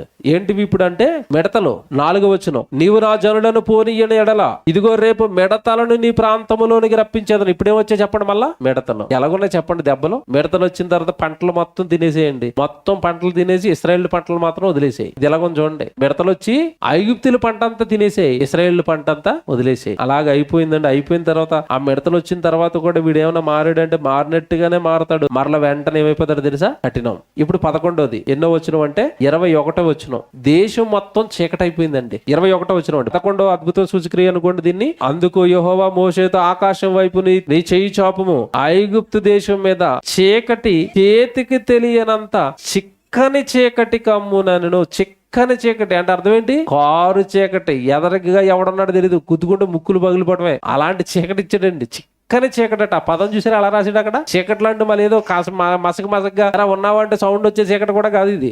ఎదురుగ్గా ఏముందో తెలియదండి. ఏముందో తెలియనప్పుడు ఏదైనా తమ వచ్చేసింది అనుకోండి, పరిస్థితి ఏంటి. నాకు ఒకటి అనిపించింది, చీకట్లో చాలా మంది చచ్చిపోయింటారు ఆ రోజు. ఎందుకు చచ్చిపోతారు చెప్పండి, ఎక్కడేముందో తెలియక మొత్తం మీద ఏటుగట్టు నడుతూ లోపల పక్కన ఏటుగట్టు పెద్దది అనుకోండి, అది చీకట్లో ఏటుగట్టుకి వెళ్తున్న అలవాటు తెలియదు, దూకెత్తే అందులోకి ఏట్లో పడి పోవడమే, నూతిలో పడి పోవడమే, చావులండి. ఎత్తైన ఏదో మొత్తం పర్వతం మీదకి వెళ్ళాడు, కొండ మీదకి వెళ్ళాడు, చీకట్లో కాలు జారిపోయింది, పరిస్థితి ఏంటి చెప్పండి. చితకేసాడండి. మామూలుగా చితకేలేదండి. ఇంకోటి విషయం ఏంటంటే చీకట్లో భయానికి కొంతమంది చచ్చిపోతారు. చీకటిగా ఉన్నప్పుడు అన్నట్టు అనుకోండి, ఎవడైనా ఆ సౌండ్ కి చచ్చిపోతారు తెలుసా చాలా మంది. ఏదో వచ్చేసింది రా బాబు, దెయ్యమో క్రూర మృగమో ఏదో, మరి భయాలు ఉంటాయి కదండి, భయానికి చచ్చిపోరా. చాలా బాగా ఇది. ఈ చీకటి చాలా డేంజర్ అండి. ఇందాక వచ్చినవేమో గోకోటమో జంతువులు చచ్చిపోతే ఏదో ఏటం ఉంటది, కానీ చీకటి ఏంటండి బాబు, ఇది చీకటి ఎంత భయంకరం తెలుసా. చీకటి చాలా భయంకరం, ప్రాణ భయంతో ఉంటాడు. 22వ వచనం అండి, మోషే ఆకాశం వైపు తన చెయ్యెత్తినప్పుడు ఐగుప్తు దేశం అంతయు 3 దినాలట. ఊరి నాయన చీకటి ఎన్ని రోజులు. మనకి రాత్రి కాసేపు ఉంటేనే అల్లాడిపోతున్నాం. బెడ్ లైట్లు, మామూలు లైట్లు, బార్ లైట్లు, ఏమండి మరి ఎల్ఈడి లైట్లు, అబ్బాబ్బాబ్బా మామూలు లైట్లు. ఇప్పుడు ఒకరిని ఒకరు కనుగొనలేదు, ఎవడును తానున్న చోటు నుండి లేవలేకపోయిన. ఇంకేం లేస్తాడు, లేస్తే పడతాడని భయం, లేస్తే గుద్దేస్తాడేమోనని. అసలు ఏంటంటే అసలు దేవుడు ఎలా ప్లాన్ చేశాడు తెలుసా వీళ్ళకి. ఇంత విచిత్రం ఏంటంటే, ఇంత చీకటి ఐగుప్తీల మీద కమ్మేస్తే ఇశ్రాయేల్ మాత్రం పని చేసుకుంటున్నారు హాయిగా. ఆ చూడండి పక్కన చూడండి, అదిగో అయినను ఇశ్రాయేలు వారందరికి వారి నివాసములలో వెలుగుండెను. ఈడింట్లో చీకటి, అక్కడ వెలుగు. ఎలాగో చెప్పండి ఇది. అసలు ఆలోచించండి మీరు. దేవుడు ఏం దేవుడండి, ఎలా చేశాడు చూసారండి. ఏమన్నా నాకు చాలా సార్లు అనిపించిందండి, తన పిల్లల కోసం ఎన్ని కార్యక్రమాలు చేసిన దేవుడిని ఈ రోజు మీరు నేను నమ్మేవండి. మన కోసం ఏమి చేయడం ఆలోచించండి మీరు. ఎప్పుడైనా ఆలోచించారు ఇలాగా? వీళ్ళ కోసం ఎన్ని చేసినప్పుడు అండి, ఈయన్నే కదండి మనం నమ్మే. మన కోసం ఏం చేయడా ఆలోచించండి. చేస్తాడు చేయడా? చేస్తాడు. మనం నమ్ముతామా చేస్తాడని? వాళ్ళకి బాబులు మనం ఎవరికి? ఇశ్రాయేలుకి. మనం ఎక్కడ నమ్ముతాం? నమ్మాలండి. నమ్మితే వీళ్ళకి ఇన్ని చేసిన దేవుడు మనకి చేయడా? బాగా ఆలోచించుకోండి. చేస్తాడండి. చీకటి అయిపోయింది, అక్కడికి మారినట్టుగానే మారతాడు. మరలా వాడు ముఖాన్ని ఏమండి కఠినం చేసేసుకుంటాడు. అయిపోయిందండి. తర్వాత కిందకి 11వ అధ్యాయానికి వచ్చేసరికి ఒరే చివరి అస్త్రం తండ్రి. మోషే అంటాడు, ఎన్ని చేసిన ఈ దుర్మార్గుడు మారడు తండ్రి అంటే, చివరి అస్త్రం ప్రయోగిస్తున్నాను. ఈ అస్త్రం చాలా డేంజర్ గా ఉంటది. ఇక చివరిదండి ఇది 12. ఏంటి 12 అంటే, ఐగుప్తు దేశంలో మనుషులకు గాని పశువులకు గాని పుట్టిన తొలిచూలు సంతానాన్నంతా చంపైపోతున్నాను. తొలిచూలు సంతానం అంటే ఇంట్లో మొట్టమొదటి పుట్టిన కొడుకులు గాని కూతుర్లు గాని చచ్చిపోతారండి. జంతువుల్లో కూడా దూడ ఫస్ట్ పెట్టిన పిల్ల ఉంటది కదండి, అది చచ్చిపోద్ది. మేక ఫస్ట్ పెట్టిన మేక పిల్ల ఉంటది కదా, అది చచ్చిపోద్ది. మనుషులు మొట్టమొదటి పుట్టిన కొడుకు కూతురు ఉంటారు కదా, అది చచ్చిపోతారు. ఈ దెబ్బకి ఫరోగాడు ఎందుకు దిగిరాడో నేను చూస్తాను. మోషే వెళ్ళు చివరాస్త్రం ఇది అన్నట్టుగానండి. 11 అధ్యాయంలో జరుగుతుంది ఇదంతా. 11 అధ్యాయం 5వ వచనంలో, అప్పుడు సింహాసనం మీద కూర్చున్న ఫరో తొలిపిల్ల మొదలుకొని తిరగలి విసురువాడి దాసి తొలిపిల్ల వరకు ఐగుప్తు దేశం అందరూ తొలిపిల్లలందరూ చచ్చెదరు, జంతువులలోను తొలిపిల్లలన్నీ చచ్చును. అప్పుడు ఐగుప్తు దేశం అంతటా మహా ఘోష పుట్టును. అట్టి ఘోష అంతకు ముందు పుట్టలేదు, అట్టిది ఇక మీదటను పుట్టదు. యెహోవా ఐగుప్తీయులను ఇశ్రాయేలు వేరుపరచునని మీకు తెలియబడినట్లు మనుషుల మీదకు గాని జంతువుల మీదకు గాని ఇశ్రాయేలు ఎవని మీదనైనను ఒక కుక్కయు తన నాలుకను ఆడించదు. మిమ్మల్ని ఇద్దరిని వేరుపరుస్తున్నాను, మిమ్మల్ని ఇద్దరిని వేరు చేసేస్తున్నాను. వాళ్ళ పిల్లలు మాత్రమే చేస్తారు. అప్పుడు తెలుస్తుంది వాళ్ళకి మీ వెనక దేవుడు ఉన్నాడు అని. కుక్కలు కూడా భయపడితే మిమ్మల్ని చూడాలంటే కరవడానికి. అలా చేయబోతున్నాడు మీ జాతిని అన్నాడండి. దేవుడు ఇచ్చిన మాట ఇది. అన్న మాట ప్రకారమే జరిగించాడు. తొలిచూలు సంతానం అంతా కూడా చచ్చిపోయారు. చివరికి ఫరోగాడు మొట్టమొదటి పుట్టిన బిడ్డ కూడా చచ్చిపోయింది. అప్పటికండి వాడి కళ్ళంప నీళ్ళండి, ఐగుప్తీలంతా కూడా ఘోష. అయితే ఇక్కడ ఒక విషయం జరిగింది, ఇక్కడ జాగ్రత్తగా వినాలి. ఇప్పుడు సంహారక దూత వస్తుంది. ఎవరిని చంపడానికి వస్తుంది? ఐగుప్తీయులలో ఉన్న తొలి సంతానాన్ని చంపడానికి వస్తుంది. అప్పుడు ఇశ్రాయేలు జాతి కాపాడబడాలి. మీ తొలిచూలు పిల్లలు మీరు చావకూడదంటే మీరు ఒక పని చేయాలి. ఏం చేయాలి? మీరు పస్కా పండగ చేయాలని ఇక్కడ పుట్టిందండి పస్కా పండుగ. ఓకేనా? పస్కా పండుగతో మీరు ఏం చేస్తారంటే ఒక జంతువును బలియండి. ఆ జంతువు యొక్క రక్తాన్ని మీ గడప మీద దారబంధాలు ఉంటాయి కదా, గడప కొమ్ములు ఉంటాయి కదా, వాటి మీద జంతువు యొక్క రక్తాన్ని పుయ్యండి. సంహారక దూత చంపడానికి వచ్చినప్పుడు తొలిచూలు సంతానాన్ని ఈ రక్తం ఎవరి గుమ్మం మీద అయితే ఉంటుందో వాళ్ళ గుమ్మాన్ని దాటి వెళ్ళిపోతుంది. ఆ రక్తపు లేని వాళ్ళందరినీ కూడా సంహరించేస్తుంది. కనుక మీరు పస్కా పండుగ చేయండి అని ఈ 12వ అధ్యాయంలో పస్కా పండుగ గురించి చెప్తాడు. ఓకేనా? పస్కా పండుగ ఎందుకు పుట్టిందో కూడా తెలియదు చాలా మందికి. ఆ రోజు ఇశ్రాయేలీయుల తొలిచూలు సంతానాన్ని ప్రాణాలను కాపాడడానికి పస్కా పండుగ అనేది పుట్టింది. ఇది 12వ అధ్యాయం అండి. ఏం పుట్టింది ఇక్కడ అంటే పస్కా పండుగ పుట్టింది. అన్నట్టుగానే 26వ వచనంలో చెప్తాడు, మీరు ఈ పండుగ చేస్తూ దేవుడు ఇలా మమ్మల్ని కాపాడాడని చెప్పాలి అని చెప్తాడు. 29వ వచనానికి అర్ధరాత్రి వేళ జరిగినదేమనగా 29 బైబిల్ చూసుకోండి అందరూ. 29వ వచనం 12వ అధ్యాయము 29. అర్ధరాత్రి వేళ జరిగినదేమనగా సింహాసనం మీద కూర్చున్న ఫరో మొదలుకొని చెరసాలలో ఉన్న ఖైదీ యొక్క తొలిపిల్ల వరకు ఐగుప్తు దేశములందరి తొలిపిల్లలందరినీ పశువుల తొలిపిల్లలన్నిటినీ యెహోవా హతము చేసెను. ఆ రాత్రి ఫరోయు అతని సేవకులందరూ ఐగుప్తులందరూ లేచినప్పుడు శవములు లేని ఇల్లు ఒకటైనను లేకపోయినందున. అబ్బా, ఈ పదం చూసారా? అక్కడ ఒక పదం ప్రయోగించాడు ఆయన. ఏంట పదం? శవము లేని ఇల్లు ఒకటైనను లేదు. అంటే ప్రతి ఇంట్లోనూ ఏం లేచింది? ఇప్పుడు ఎలాగుంటా చెప్పండి? ఆడింట్లో శవం లేస్తే ఈడెళ్ళి ఆదరిస్తాడు. ఆడింట్లోని శవం ఉంది, ఈడింట్లోని శవం ఉంది. ఎలాగుంది కదా? ఎవరిని ఓదార్చుకోవాలో తెలియట్లేదు, ఎవరిని ఏమనుకోవాలో తెలియట్లేదండి. జరిగిపోయింది వధ, నరభేదం. నిజంగా ఆ రోజు ఆ ఘోష అండి, మహా ఘోష లేచిపోయింది. ఐగుప్తు అంతా లేచిపోయిన తర్వాత ఇప్పుడు చూడండి అయ్యగారు దిగొచ్చారు. ఏమండి ఆ రాత్రి వేళ ఫరో ఎప్పుడు పిలిచాడు? ఇటు పగలెళ్తేనే మాట్లాడేవాడు కాదు మోషే అహరోనులతో సరిగా. ఎప్పుడు పిలిచాడు? నైట్ బాబోయ్ వాళ్ళని పిలవండి, తెలిసి వచ్చింది వీడికి ఇప్పుడు. ఆ రాత్రి వేళ ఫరో మోషే అహరోనులను పిలిపించి వారితో, మీరును ఇశ్రాయేలులను లేచి నా మధ్య నుండి బయలు వెల్లుడి పొండి బాబోయ్ మీకు నమస్కారం, ఇక మిమ్మల్ని భరించలేను. చూసారా? పంపండి అంటే పంపనన్న వీడు కబురు పెట్టి మరి వెళ్ళిపోమంటున్నాడు. దెబ్బ తగిలిందా? మామూలు దెబ్బ కాదండి, దెబ్బ తగిలింది. కాబట్టి ఇక్కడ మాట చాలా మంది ఒకటి కన్ఫ్యూజ్ అవుతారు. ఫరోను కఠినపరిచింది ఎవరని చదువుకుంటాం మనం? దేవుడే కదండి కఠినపరిచాడు. దేవుడే కఠినపరిచి మరి దేవుడే ఎందుకు చంపాడండి అంటారు చాలా మంది. ఒక విషయం గమనించాలి, దేవుడు అర్థం అవ్వాల్సి ఇక్కడ. దేవుడు కోరుండి ఎవరిని కూడా కఠినపరచడండి. వాడి హృదయం అలాగుంది కనుక వాడికి ఉన్న హృదయాన్ని దేవుడు వాడుకున్నాడు తప్ప అక్కడ మోషే ఫరోను కఠినపరిచానంటే అర్థం ఏంటంటే వాడు ఫ్యూచర్ చూస్తే దేవుడు ఒకవేళ వాడిని మార్చాలనుకున్న వాడు మారే రకం కాదు. ఎలాగో పోవడానికి రెడీగా ఉన్నాడు, ఎలాగో వాడి హృదయం కరగదన్నప్పుడు వాడిని వాడుకున్నాడు అంతేక. దేవుడు పాపాత్మలు కూడా వాడుకుంటాడా? మీకు తెలియని సంగతి ఏంటంటే అప్పుడప్పుడు సైతాన్ గడ్డు కూడా వాడేస్తాడు దేవుడు. వాడకం అలా ఉంటది అయింది. అలాగా ఈడు ఫరోగాడు కఠినుడు. వీడు ఎవడ మాట విండో, ఎవడికి తలగుడు. చక్రవర్తి ఎలా ఉంటాడు చెప్పండి? అందులో ఒక ఐగుప్తు దేశానికి చక్రవర్తి అంటే ఎవడ మాట వింటాడు? ఇనపరదాలు ధనము తొలతూగుతున్న దేశం అది. ఎవడ మాట వింటాడు? ఆడులో ఉన్న కఠిన కఠినత్వాన్ని దేవుడు వాడుకొని చుక్కలు చూపించేశాడు. చచ్చిపోయిన తర్వాత వాడిగా పిలిచి మీరు ఇక్కడ నుంచి వెళ్ళిపోండి అన్న తర్వాత ఏం జరుగుతుంది చూడండి. మీరు చెప్పినట్లు పోయి యెహోవాను సేవించుడి. 32 మీరు చెప్పినట్లు మీ మందలను మీ పశువులను తీసుకుని పోవుడి, నన్ను దీవించుడు అని చెప్పాను. అండర్లైన్ చేయండి. ఇది ఏమండి, ఈ పదం కోసం చదివించానండి. ఇది ఏం చేయమన్నాడు? నన్ను దీవించండి, నాకు దీవెనలు ఇవ్వండి. ఇదేంటిది? పశువులు చచ్చిపోయాయి, ఇల్లు దొద్దులు లెక్కిపోయినాయి, ఇంటి నిండా కప్పలు, తొలిచూలు కొడుకు చచ్చిపోయాడు. మీ దేవుడు ఎంత శక్తిమంతుడని నేను ఊహించలేకపోయాను. నన్ను కొంచెం ఏం చేయాలి మీరు? ఇప్పటికైనా ఎవడ భవిష్యత్తు అని ఇదేనండి. ఒకటి గుర్తుపెట్టుకోండి, క్రైస్తవులుగా మనం క్రీస్తు పక్షాన్ని నిలబడుతున్నప్పుడు మనకు వ్యతిరేకులు చాలా మంది కనపడతారు. యేసుప్రభుని తిడుతూ, యేసుప్రభుని బాధ పెడుతూ, లేదంటే మనల్ని తిడుతూ, బైబిల్ను తిడుతూ చాలా మంది కనపడతారు. మీకు సంగతి తెలుసా? మనం ఉండకపోవచ్చండి. వాడి భవిష్యత్తు ఏంటో తెలుసండి? వాడి తరంలో వాడు మారకపోయినా ఖచ్చితంగా చెప్తున్నానండి, వాడు మనవళ్ళందరూ క్రైస్తవులే. ఇది రాసి పెట్టుకోండి, మీకు తెలుసులేదో. వాడు కొడుకులు గాని వాడు మనవళ్ళు గాని ఖచ్చితంగా క్రైస్తవులు అయిపోతారు. ఎందుకో తెలుసా? దేవుడు అలా టార్గెట్ పెడతాడు. వీడి మీద టార్గెట్ పెట్టాడు. వీడు మారిపోయాడు దెబ్బకి నన్ను ఏం చేయాలి? దీవించండి. దేవుడు టార్గెట్ చేస్తే మారనోడు ఉంటాడండి భూమి మీద? ఉండడండి. ఎవడైనా ఎప్పటికైనా ప్రభువు నమ్మవలసిందే. ధైర్యంతో ఉండండి. అది మన తరంలో మన కళ్ళ ముందు జరగకపోవచ్చు, తర్వాత జరుగుతుందా? జరుగుతుంది. అర్థం కాదని చెప్తాను ఒక ఉదాహరణ. ఒకప్పుడు అపోస్తులందరినీ ఎదుర్కొన్నది ఎవరు చెప్పండి? సువార్త ప్రకటించకుండా ఎవరు ఎదుర్కొన్నారు? అక్కడ ఎదుర్కొన్నది ఎవరు? చక్రవర్తులు, రోమన్ చక్రవర్తులు. ఎవరండి? సీజర్స్. వాళ్ళు నిజంగానండి. ఇక్కడేమో మనకి ఈ పాత నిబంధనలేమో, ఇక్కడేమో ఐగుప్తు దేశంలో ఫరోలు కనబడతారు. అక్కడ ఎవరు కనబడతారు? హేరోదులు కనబడతారు. మీరు తెలుసు కదా, హేరోదు అని పేర్లు వస్తాయి అక్కడ. వాళ్ళు స్టార్టింగ్ లో వాళ్ళు దేవుడిని నమ్మలేదండి, వ్యతిరేకించారు అపోస్తుల్ని. కానీ తర్వాత చక్రవర్తులు అందరూ ఎవరు మారిపోయి ఎలా మారిపోయారు తెలుసా? క్రైస్తవులుగా మారిపోయారు. టైం పట్టొచ్చేమో బైబిల్దే విజయం, టైం పట్టొచ్చేమో క్రైస్తవులదే ఎప్పటికైనా విజయం. ప్రతి ఒక్కడు బైబిల్ను పట్టవలసిందే. వీడి పని అయిపోయింది. ఇప్పుడు చివరికి ఏం డైలాగ్ వేసాడు? కొంచెం నన్ను దీవించండి. ఏమండి, రంకిలు వేసాడు. స్టార్టింగ్ లో వీడు రంకి ఏంటి చెప్పండి? యెహోవా ఎవడు అన్నవాడు నన్ను దీవించండి. చూసారు, అయిపోయింది. నిక్కనిగిందా? ఇది దేవుడితో పెట్టుకుంటే. ఇలా చదువుకుంటూ వచ్చేస్తే బయలుదేరిపోయారండి. వీళ్ళు బయలుదేరేసరికి ఇక్కడ నోట్ చేసుకోవాలి మెయిన్ పాయింట్. 37 వచనం అండి. 37 వచనంలో, అప్పుడు ఇశ్రాయేలు రామశేసు నుండి సుక్కోతుకు ప్రయాణం అయిపోయిరి. వారు పిల్లలు గాక కాల్బలం కలిగిన వాళ్ళు 6 లక్షల వీరులు, అనేకులైన అన్యజనుల సమూహమును. ఇది అండర్లైన్ చేసుకోండి. వీళ్ళు బయలుదేరినప్పుడు వీళ్ళతో ఎవరు బయలుదేరుతున్నారు? ఎవరు చెప్పండి? అన్ని జనులు అంటే మీరు గెస్ చేయండి. ఐగుప్తీలండి.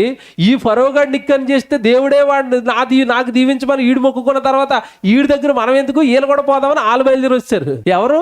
చాలా మంది తెలియదండి. ఇశ్రాయేల్ని మాత్రమే విడిపించారు అనుకుంటున్నారేమో. ఇశ్రాయేల్తో పాటుగా ఎవరు వచ్చారు ఆ రోజు? అన్ని జనులు ఎందుకు వచ్చేసారు? అన్ని అద్భుతాలు, అన్ని సూచకులు చేసిన తర్వాత ఎవడవుతున్నారండి అక్కడ? దేవుడు పిల్లలతో తోడుగా కాకుండా ఐగుప్తు దేశం నుండి చాలా మంది అన్ని జనులను తీసుకుని వచ్చాడు. వాళ్ళని తీసుకుని రావడానికి ఆ దేశంలో దేవుడు ఏం చేశాడు? అద్భుతాలు, సూచక్రియలు. ఎవరెవరు వచ్చారంటే చూడండి, చదువుకుంటే ఎంత బాగుంటదండి అది. అనేకమైన అన్యజనులు సమూహమును, గొర్రెలు, ఎద్దులు మొదలైన పశువులు, గొప్ప మందయు వారితో కూడా బయలుదేరును. ఇశ్రాయేలు ఐగుప్తులో నుండి నివసించిన కాలము 430 సంవత్సరములు. నిర్గమకాండం అయిపోయిందండి. అయిపోయిందా? ఏమైంది చెప్పండి? ఇప్పటికి విడుదల అయింది. ప్రయాణం స్టార్ట్ అయింది. విడుదల అంటే ఆడి దగ్గర నుంచి విడుదలైంది. ఎక్కడి నుంచి? ఫరో దగ్గర నుంచి. ఇప్పుడు ఎక్కడికి చెప్పండి? ప్రయాణం స్టార్ట్ అయిందా ఎండ్ అయిందా చెప్పండి. ఇప్పుడు అది ఇలా ప్రయాణం స్టార్ట్ అయిన తర్వాత ముఖ్యమైన ఘట్టాలు ఏంటంటే అన్ని జనులు కూడా వీళ్ళతో పాటు తీసుకుని వచ్చారండి. చాలా మంది అన్ని జనులు కూడా వీళ్ళతో పాటు ప్రయాణం అయిపోయారు. 13వ అధ్యాయం పర్టికులర్ గా ఏంటంటే 13వ అధ్యాయం జాగ్రత్తగా చదువుకోవాలి. 13వ అధ్యాయం అంతా స్పెషల్ గా పిల్లల కోసం చెప్పాడండి. మీరు ఐగుప్తు నుంచి వచ్చారు కదా, పిల్లలు మంచోళ్ళు కాదు, అక్కడ మీ బ్రతుకులు బాగోలేదు, నేను చేసినవన్నీ కళ్ళారా మీరు చూసారు కదా, పండగలు చేస్తున్నప్పుడు కొంచెం పిల్లలకి చెప్పుకోండి, మీ పిల్లల్ని జాగ్రత్తగా పెంచుకోండి అని 13వ అధ్యాయం అంతా పిల్లల కోసమే మాట్లాడతాడండి. దేశపు ఆచారాలు మంచివి కాదు, ఆచారాల్లోంచి మీ పిల్లల్ని తీసుకుని రండి, మీ పిల్లలకు చక్కగా నా వాక్యాలు నేర్పండి అంటాడు. 13వ అధ్యాయం అంతా అయిపోయింది. 11వ అధ్యాయం అయిపోయింది అని అంతా అదే చెప్తాడు ఇక అధ్యాయం అంతా కూడా. ఆ తర్వాత తొలిచూరి పిల్లల్ని నాకు ఇచ్చేయండి, మీ సంతానంలో పుట్టిన తొలిచూరి పిల్లలు నాకు ఇవ్వండి, సేవకి ఇవ్వండి, మీ పిల్లలు నాకు అర్పించేయండి, వాళ్ళకి వాక్యం నేర్పండి అని ఈ 13వ అధ్యాయం అంతా కూడా ఇదే చెప్తాడు. తర్వాత ఇక్కడ ఒక పని చేశాడండి దేవుడు. మీకు తెలుసో లేదో, బైబిల్ చదువుకున్న వాళ్ళకి అర్థమైపోద్ది. అసలు వీళ్ళు ప్రయాణం అయిపోయింది ఐగుప్తు నుంచి కదండి. ఎక్కడికి ప్రయాణం అయ్యారు చెప్పండి? కనానుకు ప్రయాణం అయ్యారు కదా. అసలు ఐగుప్తుకు కొంచెం దూరంలోనే కనాను ఉంటదండి. ఒక 40 రోజులు ప్రయాణం చేస్తే, సుమారుగా ఒక 40 రోజులు ప్రయాణం చేస్తే ఆ దేశానికి వెళ్ళిపోవచ్చు, వెంటనే వెళ్ళిపోవచ్చు అక్కడికి. కానీ దేవుడు ఆ దారిలో తీసుకెళ్లేదండి వీళ్ళని. ఆ దారిలో తీసుకెళ్లేదు, రూట్ మార్చేశాడు. ఎందుకు రూట్ మార్చారంటే వీళ్ళు మంచోళ్ళా? అంటే తిరగబడే రకాలు ఇవి. తిరగబడి ఎక్కడ ఆ దేశం నుంచి రిటర్న్ అయిపోతారో షార్ట్ కట్ లో తీసుకెళ్తారని వీళ్ళు రూట్ మార్చండి, సముద్రం చుట్టూ తిప్పుకుంటూ అడవులోంచి తీసుకెళ్లాడు. ఆ కింద ఉంటుంది చూడండి 17వ వచనం వచ్చినవండి. మరో ఫరో ప్రజలను పోనీయగా దేవుడు ఈ ప్రజల యుద్ధము చూసినప్పుడు వారు పశ్చాత్తాపపడి ఐగుప్తుకు తిరుగుదురేమో అనుకుని, మధ్యలో మరి చిన్న చిన్న యుద్ధాలు ఉంటాయి కదా, వాళ్ళు అడ్డొస్తారు, చిన్న చిన్న ఘర్షణలు ఉంటాయి, ఈ ఘర్షణకు భయపడి దగ్గరే కదా ఐగుప్తుకు పారిపోతారేమో తిరిగి వెనక్కి. కానీ ఇప్పుడు చూడండి, ఫిలిస్తీన్ల దేశము సమీపమైనను ఆ మార్గమున వారిని నడిపింపలేదు. అంటే దగ్గర రూట్ ఒకటి ఉందా, షార్ట్ కట్ ఒకటి ఉందా? ఉంది, అందులో నడిపించట్లేదట. తర్వాత చూడండి, అయితే దేవుడు ఆ ప్రజలను చుట్టుదారియగు ఎర్ర సముద్రం అరణ్యము మార్గమును నడిపించను. సముద్రం చుట్టూ రూట్ వేసాడు. ఇప్పుడు మీకు అర్థమైందండి, వీళ్ళు మంచోళ్ళు కాదు, షార్ట్ కట్ లో తీసుకెళ్తే అక్కడ ఏదైనా యుద్ధం జరగానే భయపడి వెనక్కి వెళ్ళిపోతారు. ఐగుప్తు కానీ ఇలా రౌండ్ వేసుకుని సముద్రం చుట్టూ తీసుకుని వెళ్తున్నాడు అరణ్య మార్గంలో. రూట్ కూడా ఏ రూట్ అంటది? ఎర్ర సముద్రం పక్కనే ఉండే అరణ్యంలో ప్రయాణం. ఎలాగుంటది ఇప్పుడు మళ్ళా చెప్తున్నాను, మీకు అర్థమైందో లేదో. ఎర్ర సముద్రం పక్కనే ఉండే అరణ్యంలో ప్రయాణం అంటే ఎవరి మీద అనుకుంటారు ఇప్పుడు అరణ్యంలో ప్రయాణం అనేసరికి? దేశాల మధ్య నుంచి వెళ్తున్నాను అనుకో, మా అక్క అడుగో, మా బావిడుగో, మా తోడలు ఇడుగో అంటాడు. ప్రయాణం ఎక్కడ ఇప్పుడు? దిక్కు మొక్కు లేదు. ఇక చూస్తే ఎవరి వైపు చూడాలా? మీ నిక్కు అనుస్తారు. ఎందుకంటే దేవుడికి ఒకటి ఉందండి మైండ్ లో. ఏంటంటే వాళ్ళు దేవుడి మీద ప్రేమతో కాదు దేవుడికి మొరపెట్టింది. మీకు స్టార్టింగ్ లో చెప్పాను, దేవుడి మీద ప్రేమతో కాదు. ఎందుకు మొరపెట్టారు వాళ్ళు? అక్కడ కష్టాలు ఎక్కువైనాయి అని. ఇప్పుడు దేవుడికి 2 టార్గెట్లు ఉన్నాయి. ఏంటా టార్గెట్ అంటే, వాళ్ళని విడిపించటం ఎంత ముఖ్యమో వాళ్ళ బ్రతుకులను మార్చి వాళ్ళని ఆయనకు దగ్గర చేసుకోవడం కూడా అంతే ముఖ్యం. దీనికి మరి టైం పడుతుంది కదండి. ఒకే రోజు మారిపోతారు ఏంటి? ఒక ప్రసంగానికి మారిపోయి రకాల ఇల్లు కనుక టైం తీసుకుని అరణ్యంలో వాళ్ళని నడిపిస్తూ అద్భుతాలు సూచక్రియలు చేస్తూ ఆయన ప్రేమ వాళ్ళకి వెల్లడి చేస్తూ ఆయన ఎంతగా వాళ్ళకి తప్పిస్తున్నాడో వాళ్ళకి చెబుతూ వాళ్ళను దగ్గర చేసుకోవాలన్న ఉద్దేశంతో వీళ్ళని అరణ్య మార్గంలో తిప్పుకుంటూ తీసుకెళ్తున్నాడు. చాలా మంది డౌట్ అండి, ఇది తెలియదు. ఇది చాలా మందికి పక్కనే దేశాన్ని పెట్టుకుని రౌండ్ వేసుకుని అందులోంచి ఎందుకు తీసుకెళ్ళాడు అనుకుంటారు అందరూ. కారణం ఇదే. ఓకేనా? ఇది అయిపోయింది. ప్రయాణం స్టార్ట్. మార్గం ఏమో లాంగ్. ఎక్కడి నుంచి స్టార్ట్ అయింది? అరణ్యంలో నుంచి. దేవుడు మంచోడు కదండి, మరి దేవుడు ప్రేమ చెప్పుకోవాలి కదా. అరణ్యంలో నుంచి ప్రయాణం అనేసరికి అరణ్యంలో రూట్ ఎలాగుంటది? రాత్రిపూట చీకటికి ఏం పెట్టాడు తెలుసండి? అగ్నిస్తంభం, వేడి వెలుగు ఇలా నడుస్తూ ఉంటే పైన ఏం నడుస్తుంది? అగ్నిస్తంభం నడుస్తుంది. రాత్రిపూట పగలేం నడుస్తుంది? మేఘస్తంభం నడుస్తుంది. పగలేమో మేఘస్తంభం. ఏమంటే అసలు ఒంటి మీద ఎండా పడదు, ఒంటి మీదకి అసలు ఆయాసం రాదు. పైన ఇలా నడుస్తూ ఉంటే పైన నడుస్తూ ఉంటది మేఘం కింద నడిస్తే ఎలాగుంటది చెప్పండి ప్రయాణం? చల్లగా. రాత్రిపూట అగ్నిస్తంభం కింద నడుస్తూ ఉంటే హాయిగా అక్కడే ఉంటది. మీరు 21 వచ్చినవండి, వారు పగలు రాత్రి ప్రయాణం చేయనట్లుగా యెహోవా త్రోవలో వారిని నడిపించుటకై పగటి వేళ మేఘస్తంభములోను వారికి వెలుగిచ్చుటకు రాత్రి వేళ అగ్నిస్తంభములోను వారికి ముందుగా నడుచుచు వచ్చెను.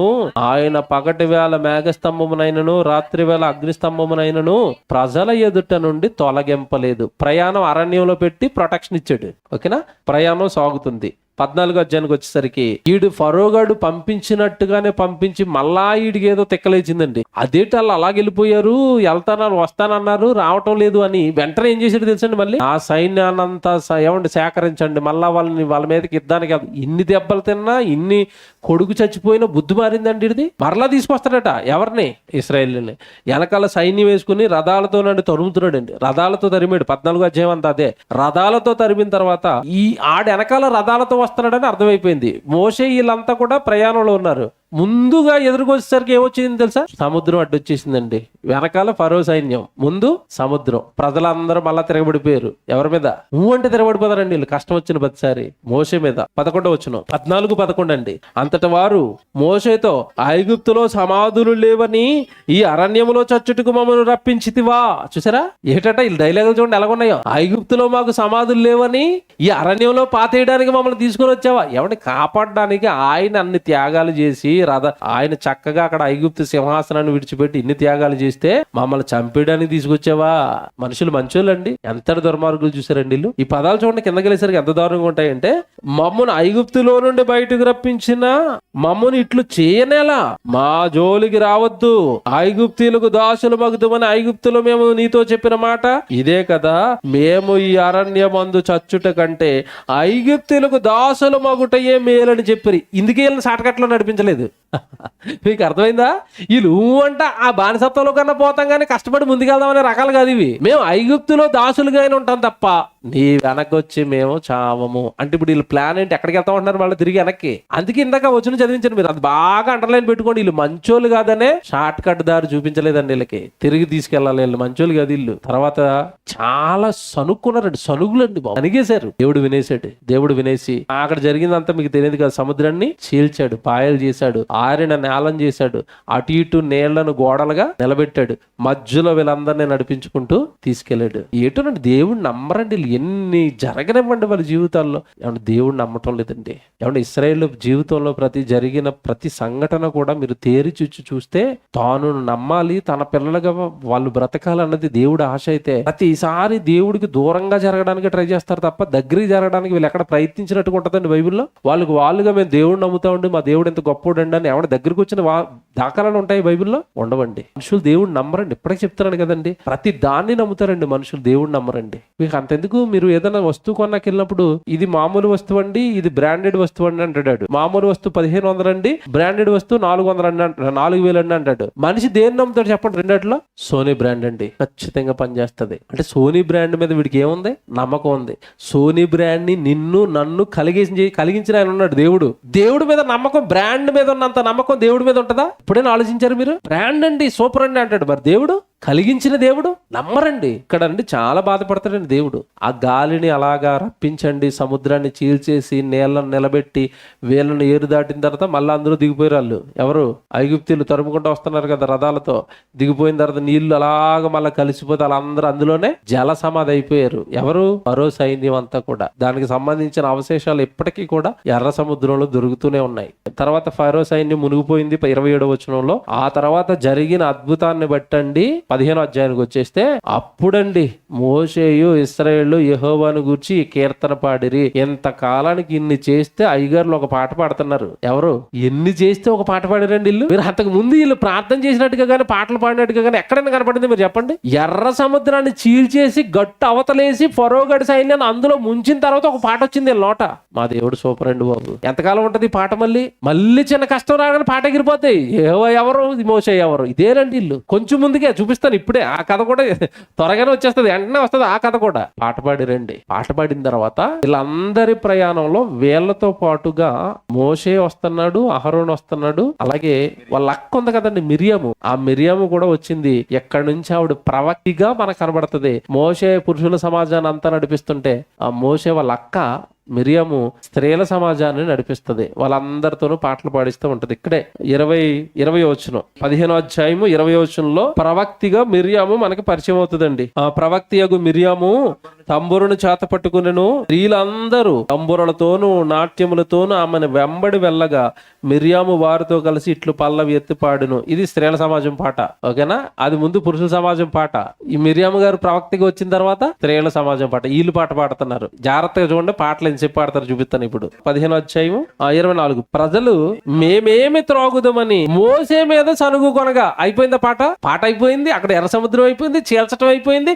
మా దేవుడు సూపర్ అయిన పాట వచ్చేసింది. వెంటనే మళ్ళీ ఆ నోట్లోంచి ఏమొస్తున్నాయి? ఏమంటే ఒక నోట్లో నుంచి దేవుడు గొప్పోడని ఒక నోట్లోంచి సనుగులు రావచ్చండి దేవుడి మీద. మీకు అసలు విషయం చెప్పనా? బైబిల్ బాగా చదువుకోండి. వీళ్ళు బయలుదేరి సనుగుతున్న బ్యాచ్ ఉంది కదండి, ఏళ్లలో ఒక్కడు కూడా ఆ దేశానికి రాలేదండి. వీళ్ళందరూ చచ్చిపోయారు. తెలుసా మీకు? ఈ బయలుదేరినోడు ఎవ్వడు రాలేదు అక్కడికి. ఎక్కడికి ఎందుకు రాలేదు చెప్పండి? సనుగులు బ్యాచ్ ఇది. సనిగేవాడు ఎవడు పరలోకానికి గాని ఆ కానాను దేశానికి గాని రాడు. దేవుడికి మహాసహమైన దాంట్లో ఇది ఒకటనండి, సనుగులు. ఏదైనా ఉంటే డైరెక్ట్ గా చెప్పాలి, లేదా మనం అనుకుంటున్నది లోపల అణుచుకోవాలి తప్ప సనిగితే దేవుడికి నచ్చదండి. చంపేసాడు వీళ్ళందరినీ. 24లో సనుగుళ్ళ ఎందుకురా మీరు సనుగుతారు అనగానే నీళ్లు చూపించాడు దేవుడు. నీళ్ళ దగ్గర దిగారండి. జాగ్రత్తగా వినండి, అయిపోలేదు ఇంకా. 16వ అధ్యాయానికి వచ్చేసరికి వీళ్ళకి అన్ని పాత జ్ఞాపకాలు తన్నుకొచ్చేయండి. ఏం పాత జ్ఞాపకాలు? పరోగాడు పొద్దంతమాలు చిత్తకొట్టినా రాత్రి సలిదన్నం పెట్టేవాడు అరణ్యంలోనికి తీసుకొచ్చావు. ఎక్కడ నోటికి ముక్క తగలటం లేదు. ఏ ముక్క? మాంసం ముక్క. 16వ అధ్యాయంలో 2వ వచనంలో చూడండి ఏమంటారు? ఈ అరణ్యంలో ఇశ్రాయేలు సమాజం అంతయు మోషే అహరోనుల మీద సనిగేను. మళ్ళా ఏట్రా బాబు సనుగులు అంటే చెప్తాడు 3వ వచనంలో. ఇశ్రాయేలీయులు మేము మాంసము వండుకొని కొండల యొద్ద కూర్చుండి తృప్తిగా ఆహారం తినప్పుడు యెహోవా చేతి వలన మేము అలా చావకపోతేమి. బాపా ఏటట వీళ్ళు ఎంత తిండిపోతారంటే వండుకున్నది కొండల దగ్గర తినేస్తున్నారట. మేము వండుకునే కొండల యొద్ద అంటే ఇంట్లో కూడా పట్టుకెళ్ళడా? కంగారు ఆగటం లేదనమాట. వండుకున్నట్టు తినేలా కొండల యొద్ద కూర్చుండి ఏం తిన్నామంటే అక్కడ ఇక మాంసము తిన్నాం. ఇప్పుడు ఈ అరణ్యంలో మాకేం లేదు. ఇప్పుడు వీళ్ళ పిచ్చి అంతా వీళ్ళ కోరిక అంతా దేని మీద చెప్పండి? మాంసము లేదు. తిండి దొరుకుతుంది, ఏదో నీళ్లు దొరుకుతున్నాయి కాదట. ఎక్స్ట్రాగా ఏం కావాలి? మాంసం. ఐగుప్తు దేశంలో దేశంలో వాడి దగ్గర ఉన్నప్పుడు హాయిగా బానిసత్వంలో మాంసం తినేవాళ్ళం. ఇప్పుడు మాకేం లేదు, మాంసం లేదు, సనుగులండి. అప్పుడు దేవుడికి చాలా కోపం వచ్చిందండి. ఇటు మోషే ఆహారంలో కూడా కోపం వచ్చింది, దాంతోపాటు ఆహారం వచ్చింది. అలాగేనండి, దేవుడు సనుక్కుంటున్నారు కదా అని మంచి మాంసాన్ని ఇచ్చాడా? అలా మీరు చదువుకుంటూ వచ్చేస్తే మన్నా పడుతుంది. అప్పుడే 11వ వచనంలో, బాగా సాయంకాలమున పూరేడులు వచ్చి వారి పాలెములోనికి కప్పెను, ఉదయమున మంచు వారి పాలెము చుట్టూ పడి ఉండెను. పడిన ఆ మంచు ఎగిరిపోయిన తర్వాత నూగు మంచు వలె సన్నని కణములు అరణ్యపు భూమి మీద పడిను. ఇశ్రాయేలు దాన్ని చూసినప్పుడు అది ఏమైనది తెలియక ఇదేమి అని ఒకరితో ఒకరు చెప్పుకొనిరి. ఏమంటే ఇదేమి తెలుగులో ఉంది కదా, అక్కడ పుట్టినోట్లో రెండేసి కింద ఏముందో చూడండి. హెబ్రీ భాషలో మన్నా, తెలుగు భాషలో ఏంటి చెప్పండి? తెలుగు భాషలో ఏంటి? ఇదేమి. ఎంత బాగుందండి ఇశ్రాయేలు పని. వీళ్ళకి పనేమి లేదు. పొద్దున్న లేస్తే మనలాగా డ్యూటీలు ఏమైనా ఉన్నాయి వీళ్ళకి? దేవుడు నడంటే నడవాలి, పడుకుంటారంటే టెంట్లు వేసుకోవాలా. ఆ టెంట ముందే వచ్చి మన్నా పడుతుంది, గంపలేండా ఏరుకోవటం. ఏమంటే అలాగని అరణ్యంలో ఉన్నారు కదండి, చెత్త తిండి ఏం పెట్టలేదండి. వీళ్ళకి ఏం పెట్టాడు? ఇప్పుడు మన్నాం కదా, మన్నా అనగానే అది ఎలాగుంటా తెలుసా? దాని టేస్ట్ ఏంటో తెలుసండి. 31 చూద్దాం డైరెక్ట్. 31, ఇశ్రాయేలీయులు దానిని మన్నాను అను పేరు పెట్టిరి. అది తెల్లని కొత్తిమీర గింజ వలె ఉండెను, దాని రుచి తేనెతో కలిపిన అపూమ వలె ఉండెను. తేనెతో కలిపిన అపూమ అంట, తేనెతో కలిపింది. ఏమండి, దేనికైనా తేనె యాడ్ చేసామనుకోండి టేస్ట్ ఎలాగుంటది? నూనెతో వండిన వంటలకి, నెయ్యితో వండిన వంటలకి టేస్ట్ ఎలా ఉంటది? సూపర్. వాళ్ళకి మన్నా గురించిన మన్నా కూడా నోటికి తినడానికి ఎలా ఉందట? తేనెతో వండిన అపూమ వలె ఉంది. తేనె వంటలట. అంటే రుచి కలిగిందే ఇచ్చాడండి. ఇంటి ముందు మన్నా పడుతుందండి. ఒరే ఎంత కావాలో అంతే ఏరుకోండి అన్నాడు. ఇక్కడ కొన్ని లెక్కలు చెప్తాడండి. లెక్కలేంటో తెలుసా? 16వ వచనంలో 2వ మాట చదువుతున్నాం చూడండి, చూసుకోండి ఎన్న అవసరం. ఆ ప్రతివాడును తన వారి భోజనమునకు ప్రతివాడు తన కుటుంబంలోని తలకు ఒక్కొక్క ఓమేరము చొప్పున దానిని కూర్చుకొనవలెను. ఒక్కొక్క తలకి ఎంతే తెచ్చుకోవాలా? పడుతుంది కదా, నువ్వు బస్తాలు లోపల వేసుకోకండి. ఏదో ప్రయాణం అన్నప్పుడు ప్రయాణం అయిపోయి బస్తాలు ఏం చేస్తారు అప్పుడు? మీకు అర్థమైందా? ఏ రోజు ఫుడ్ ఆ రోజే తెచ్చుకోవాలా. తలకు ఓమేరం అన్నాడు కదా, ఆ కొలత చెప్తానండి. ఓమేరం అంటే ఎంత తెలుసండి? 2.5 సేర్లండి. సేర్ అంటే కిలో. ఇప్పుడు ఒక తలకి ఇతను ఎంత తీసుకోమన్నాడండి? ఇక్కడ 2.5 సేర్లు అంటే ఎంత చెప్పండి? 2 కేజీలన్నర సరిపోదండి ఒకడికి తిన్నాకి, ఒక రోజుకి. ఇంత ఆహారం పెట్టి, ఒరే ఏ రోజు ఆ రోజు ఫ్రెష్ గా తెచ్చుకోండి, మీకులాగా ఫ్రిడ్జ్ లో పెట్టుకుని తింటాం నాకు ఇష్టం ఉండదు, నేను ఫ్రెష్ ఇస్తాను, మీరైతే ఫ్రిడ్జ్ బ్యాచ్ మీరు అలా దాచుకోకూడదు, ఫ్రెష్ గా తెచ్చుకోండి అని చెప్పాడు. వీళ్ళు ఏం చేశారు తెలుసండి? ఊరుకోండి ఈ రోజు పడుతుంది, రేపు పడుతుందో లేదో. దొంగలు కదండి వీళ్ళు, ఆ విశ్వాసులు. తెచ్చుకోకండ్రా అంటే ఒక్కొక్కటి తెచ్చి ఇంటి పేర్చారండి. ఆర్చగా అన్ని తెల్లవారేసరికి ఏమైపోయి తెలుసా? పురుగులు కొంపు కొట్టేసింది. ఫ్రెష్ తినంటారంటే ఏం కక్కుర్తి? వద్దురా అన్నాడు. చివరి రోజు మాత్రం, విశ్రాంతి దినానికి ముందు రోజు మాత్రం ఎక్స్ట్రా తెచ్చుకోండి, విశ్రాంతి దినాన్ని ఎవడు ఇంటి ముందు అది పడదు, ఆ రోజు మాత్రం నిలవ ఉంటది, ముందు రోజు తెచ్చుకోద్దు అన్నాడు. ఏరుకోవద్దు అంటే ఒకడు విశ్రాంతి దినాన్ని వెళ్ళొద్దురా ఏరుకోవద్దు అంటే ఒకడు పోయాడు, అక్కడ ఏమీ లేదు, తిరిగి వచ్చాడు. అన్ని జరుగుతాయి. నువ్వు చదువుకుని నవ్వొచ్చేస్తుందండి వీళ్ళు శాస్త్రలో. చదువుకోండి తర్వాత. ఇలాగండి దేవుడు చెప్పిన మాటను వినని ఒక భయంకరమైన జాతి అయిపోయిందా? ఈ 16వ అధ్యాయం అండి. మన్నా పడింది, మన్నా గురించి ఆజ్ఞలు వచ్చే పట్టించుకోరు. ఒకడు వెళ్తాడు, తిరిగి వస్తాడు. ఆ ఓమేర్ అనగా యాపాలంలో 10వ భాగం అంటే 2.5 సేర్లు. 36వ వచనంలో చివరి ఉంటది. ఇది 36వ వచనంలో చివరి ఉంటది చూసుకోండి. ఓమేరు అనగా ఎఫాలో 10వ భాగము. అక్కడ ఎఫాన్ ఉందా? ఆ ఎఫాన్ దగ్గర చూడండి ఏమనుందో, ఇంచుమించు 2 సేరులున్నర. అదేనా ఇందాక నేను చెప్పాను మీకు అర్థమైందా? ఇది అయిపోయింది 16వ అధ్యాయం. 17వ అధ్యాయం అయ్యేసరికి మళ్ళీ ప్రయాణం స్టార్ట్ అయ్యేసరికి ఎక్కడ సనుగులు? మళ్ళీ 17వ అధ్యాయంలో కూడా సనుగులే. ఈ అధ్యాయాలు అన్ని సనుగులేనండి. 17వ అధ్యాయంలోకి అయ్యేసరికి మాకు నీళ్లు లేవని సనుగులు. మళ్ళా అక్కడ 6వ వచనం అండి, ఇదిగో నీవు ఆ బండను కొట్టగా ప్రజలు త్రాగుటకు దానిలో నుండి నీళ్లు బయలుదేరినని మోసేతో సెలవీయగా మోసే ఇశ్రాయేలు పెద్దల కన్నులు ఎదుటను అట్లు చేసెను. మళ్ళా నీళ్లు వచ్చాయి. మళ్ళా సనిగారు, మళ్ళా నీళ్ళు అన్నారు, మళ్ళా నీళ్ళు వచ్చాయి. అయిపోయిందా? అలాగే అయిపోయేసరికి ఈ నీళ్లు లేవని వీళ్ళు సనుగుతున్న టైంలోనంటే అమాలేకీయులు ఒక జాతీయుల మీద యుద్ధానికి వచ్చింది.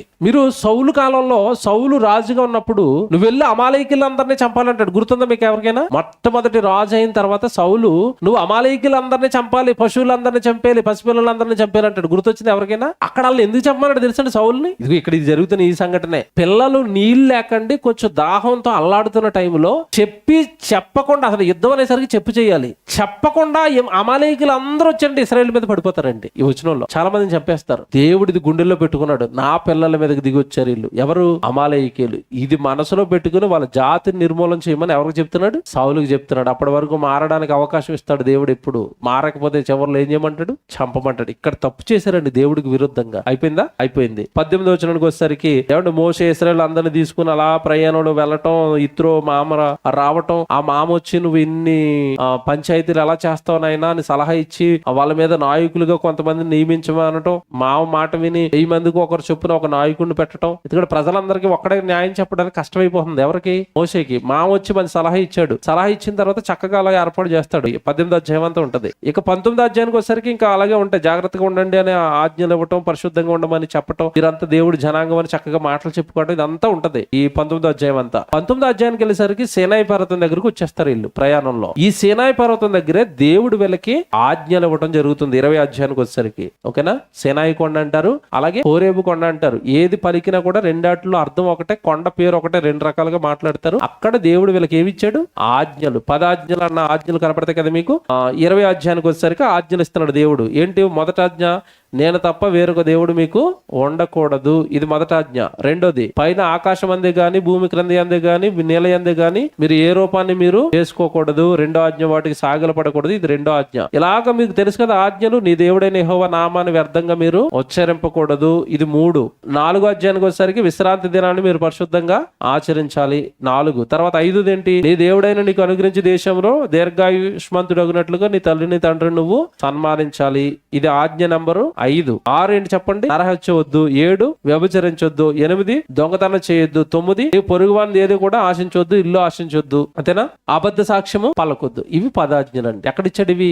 ఇన్ని ప్రయత్నాలు అయిపోయిన తర్వాత వీళ్ళు మాటికి తిరగబట్టం, మాటికి దేవుడు ఆజ్ఞలకు లోబడకపోవడంతో ఆజ్ఞలు వచ్చేసాయి. మీరు ఆజ్ఞలు పాటించాలి, ఆజ్ఞలు పాటించాలి, ఈ ఆజ్ఞలు పాటిస్తేనే మీరు హాయిగా ఉంటారన్నది 20వ అధ్యాయం. ఇక తర్వాత అండి మీరు చదువుకోండి, ఇంక అర్థమైపోద్ది. ఇక్కడ నుంచి 21వ అధ్యాయంలో కొన్ని ఆజ్ఞలు ఇస్తాడు, న్యాయ విధులు ఇస్తాడండి. 21వ అధ్యాయంలో రాసుకోండి, న్యాయ విధులు అని రాసుకోండి. అంటే ఎవరికి ఎలా న్యాయం చేయాలి, భార్యకి ఎలా న్యాయం చేయాలి, భర్తకి ఎలా న్యాయం చేయాలి, పరదేశికి ఎలా న్యాయం చేయాలి, తన దగ్గర పని చేసేవాడికి ఎలా న్యాయం చేయాలని 21వ అధ్యాయం అంతా కూడా న్యాయ విధులు. కుమార్తెను ఎలా చూసుకోవాలి, కుమారుని ఎలా చూసుకోవాలి, ఆస్తులు ఎలా పంపాలి అన్నది 21వ అధ్యాయం న్యాయ విధులు. నరుణ్ణి చావగొట్టిన వాడికి నిశ్చయముగా మరణ శిక్ష విధించవలను. ఇప్పుడు నరుణ్ణి చావగొట్టేశాడు అంటే కోరుండి కావాలని రాడ్డుతోనో కర్రతోనో కత్తితోనో కొట్టేశాడు. అలా కొట్టి నరుణ్ణి కొట్టి చంపినోడికట ఏ శిక్ష వేయొచ్చట? మరణ శిక్ష. నిశ్చయముగా చంపొచ్చు, మరణ శిక్ష వేయొచ్చు. కానీ ఇక్కడ జాగ్రత్త చదవండి.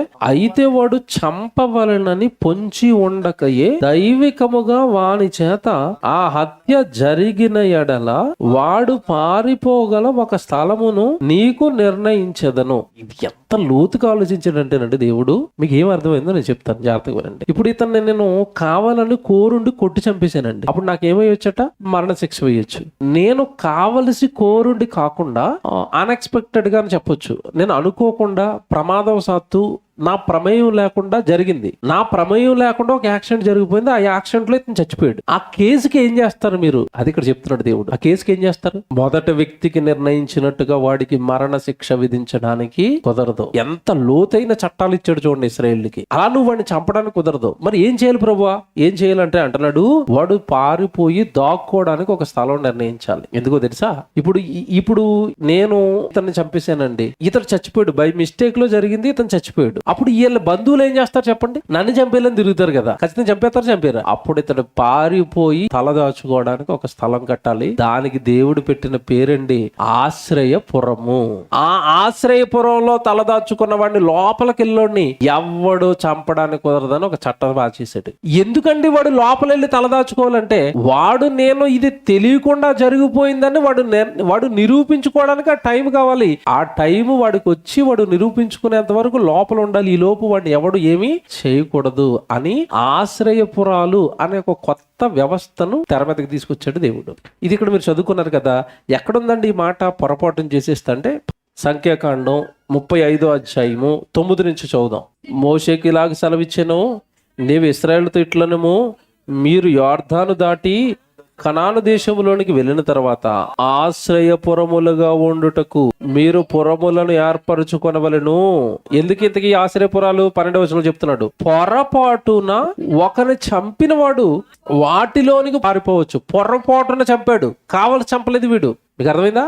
చావు ఎలా జరిగిపోయిందట? పొరపాటు, బై మిస్టేక్. కారు స్పీడ్కి వెళ్తుందంటే ఆడే ఎదురొచ్చాడు కారులోకి, ఇటు కారు బ్రేక్ వేయడు, అప్పుడు ఆడు చచ్చిపోతాడు. పొరపాటు ఎవరిది? చనిపోయినోడిది. ఈడిదే ప్రమేయం లేదు, పొరపాటు జరిగిపోయింది, చచ్చిపోయాడు. తీర్పు పొందుటకై నరహంతకుడు సమాజము ఎదుట నిలుచు వరకు వాడు మరణ శిక్ష నొందకూడదు గనుక ప్రతి హత్య చేయువాడు రాకుండా అవి మీకు ఆశ్రయపురములుగా ఉండును. వాడు నిరూపించుకునేంత వరకు, వాడు తప్పేమీ లేదని నిరూపించుకునేంత వరకు వాడు దాక్కోవడానికి వాళ్ళ కోసం ఏం కట్టాలట?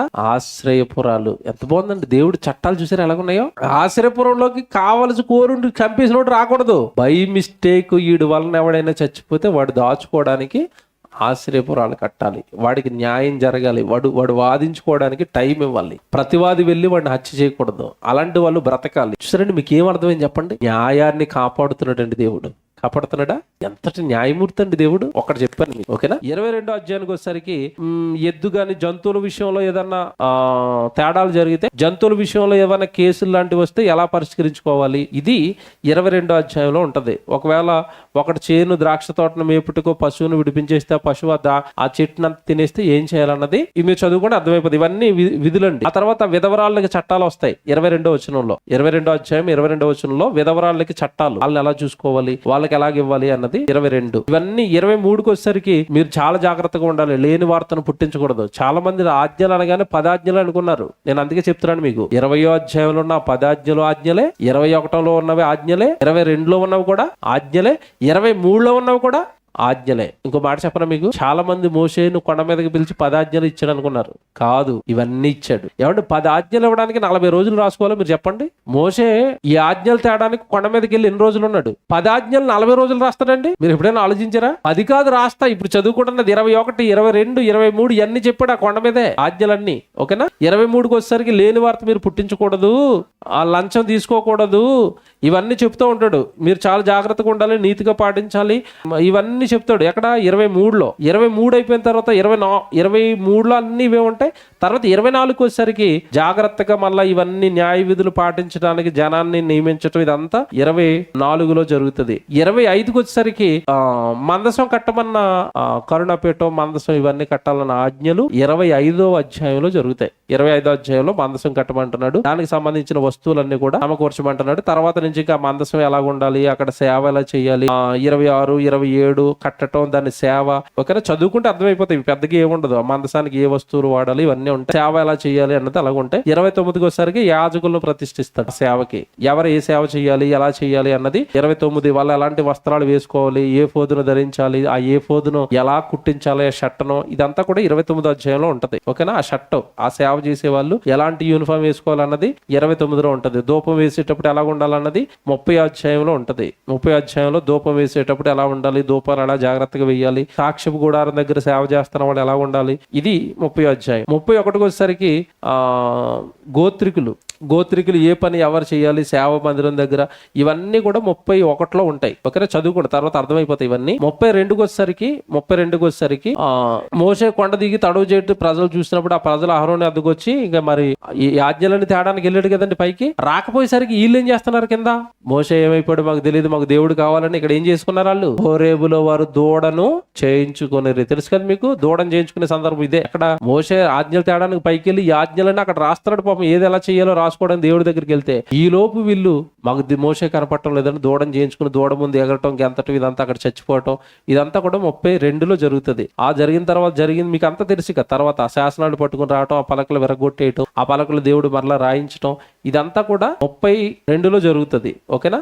అలా 33లోకి వచ్చేసరికి యవనస్తులు ఇద్దరు ఆ పట్టణాలను చూసి రావడానికి పంపించటం, చూస్తే ఆ పట్టణాలను చూసి రావడానికి వెళ్ళినప్పుడు ఆ చూసి వచ్చినప్పుడు చెడ్డ సమాచారం చెప్పటం, ఇదంతా కూడా 33లో జరుగుతుంది. అలా 34కి వచ్చేసరికి మళ్ళా 2 పండుగలు ఇస్తాడు. 34, 22లో మరియు నువ్వు గోధుమల కోతలో ప్రథమ ఫలముల పండుగను అనగా వారముల పండుగను, సంవత్సరాంతమందు పంటను కూర్చు పండుగను ఆచరించవలను. ఇక్కడ మరో పండుగలు వస్తాయి. అంతకుముందు ఏ పండుగలు వచ్చాయి అక్కడ మనకి? పస్క పస్కా వచ్చింది, పరమశాల పండుగ వచ్చిందా, ఇక్కడికి వచ్చేసరికి మరో 2 పండుగలు ఇస్తాడు. ఓకేనా? ఇలాగ అయిపోయిన తర్వాత ఈ పండుగలు ఇవన్నీ చేయండి అని చెప్తాడు. 35కి వచ్చేసరికి దేవుడే మీకు తోడుగా ఉంటాడు, దేవుడే మీకు అన్ని విద్యలు నేర్పిస్తాడని విద్యల గురించి మాట్లాడుతూ ఉంటాడు. ఈ 35వ అధ్యాయం 36వ అధ్యాయం అంతా కూడా ఇవే ఉంటాయి. ఇలాగా ఈ 40 అధ్యాయాలు ముగుస్తాయండి. మీరు ఏ పని చేయాలి, ఎలా భద్రంగా ఉండాలి అన్నదే ఈ 40 అధ్యాయాలలో ఉన్న సారం. ఓకేనా? వాళ్ళకి ఆజ్ఞలు ఇచ్చి మీరు ఆజ్ఞల ప్రకారం అది చేయండి, ఇది చేయండి, అలా బ్రతకండి, ఇలా బ్రతకండి, అంతే. ఈ 40 అధ్యాయాలు అయిపోయాయి. ఓకేనా? తర్వాత మీరు చదువుకుంటే అర్థమైపోతుంది. అన్ని న్యాయ విధులే, ఏముండవు. మీరు ఏం చేయాలి, ఎలా చేయాలి, ఎలా ఉండాలి, ఎలా ఉండకూడదు అన్నవి విధులు. అవన్నీ మీకు ఏముంటుందో చెప్పని చదువుకుంటే అర్థమైపోతాయి. ఇవి ఇశ్రాయేలుకు దేవుడిచ్చిన ఆజ్ఞలు.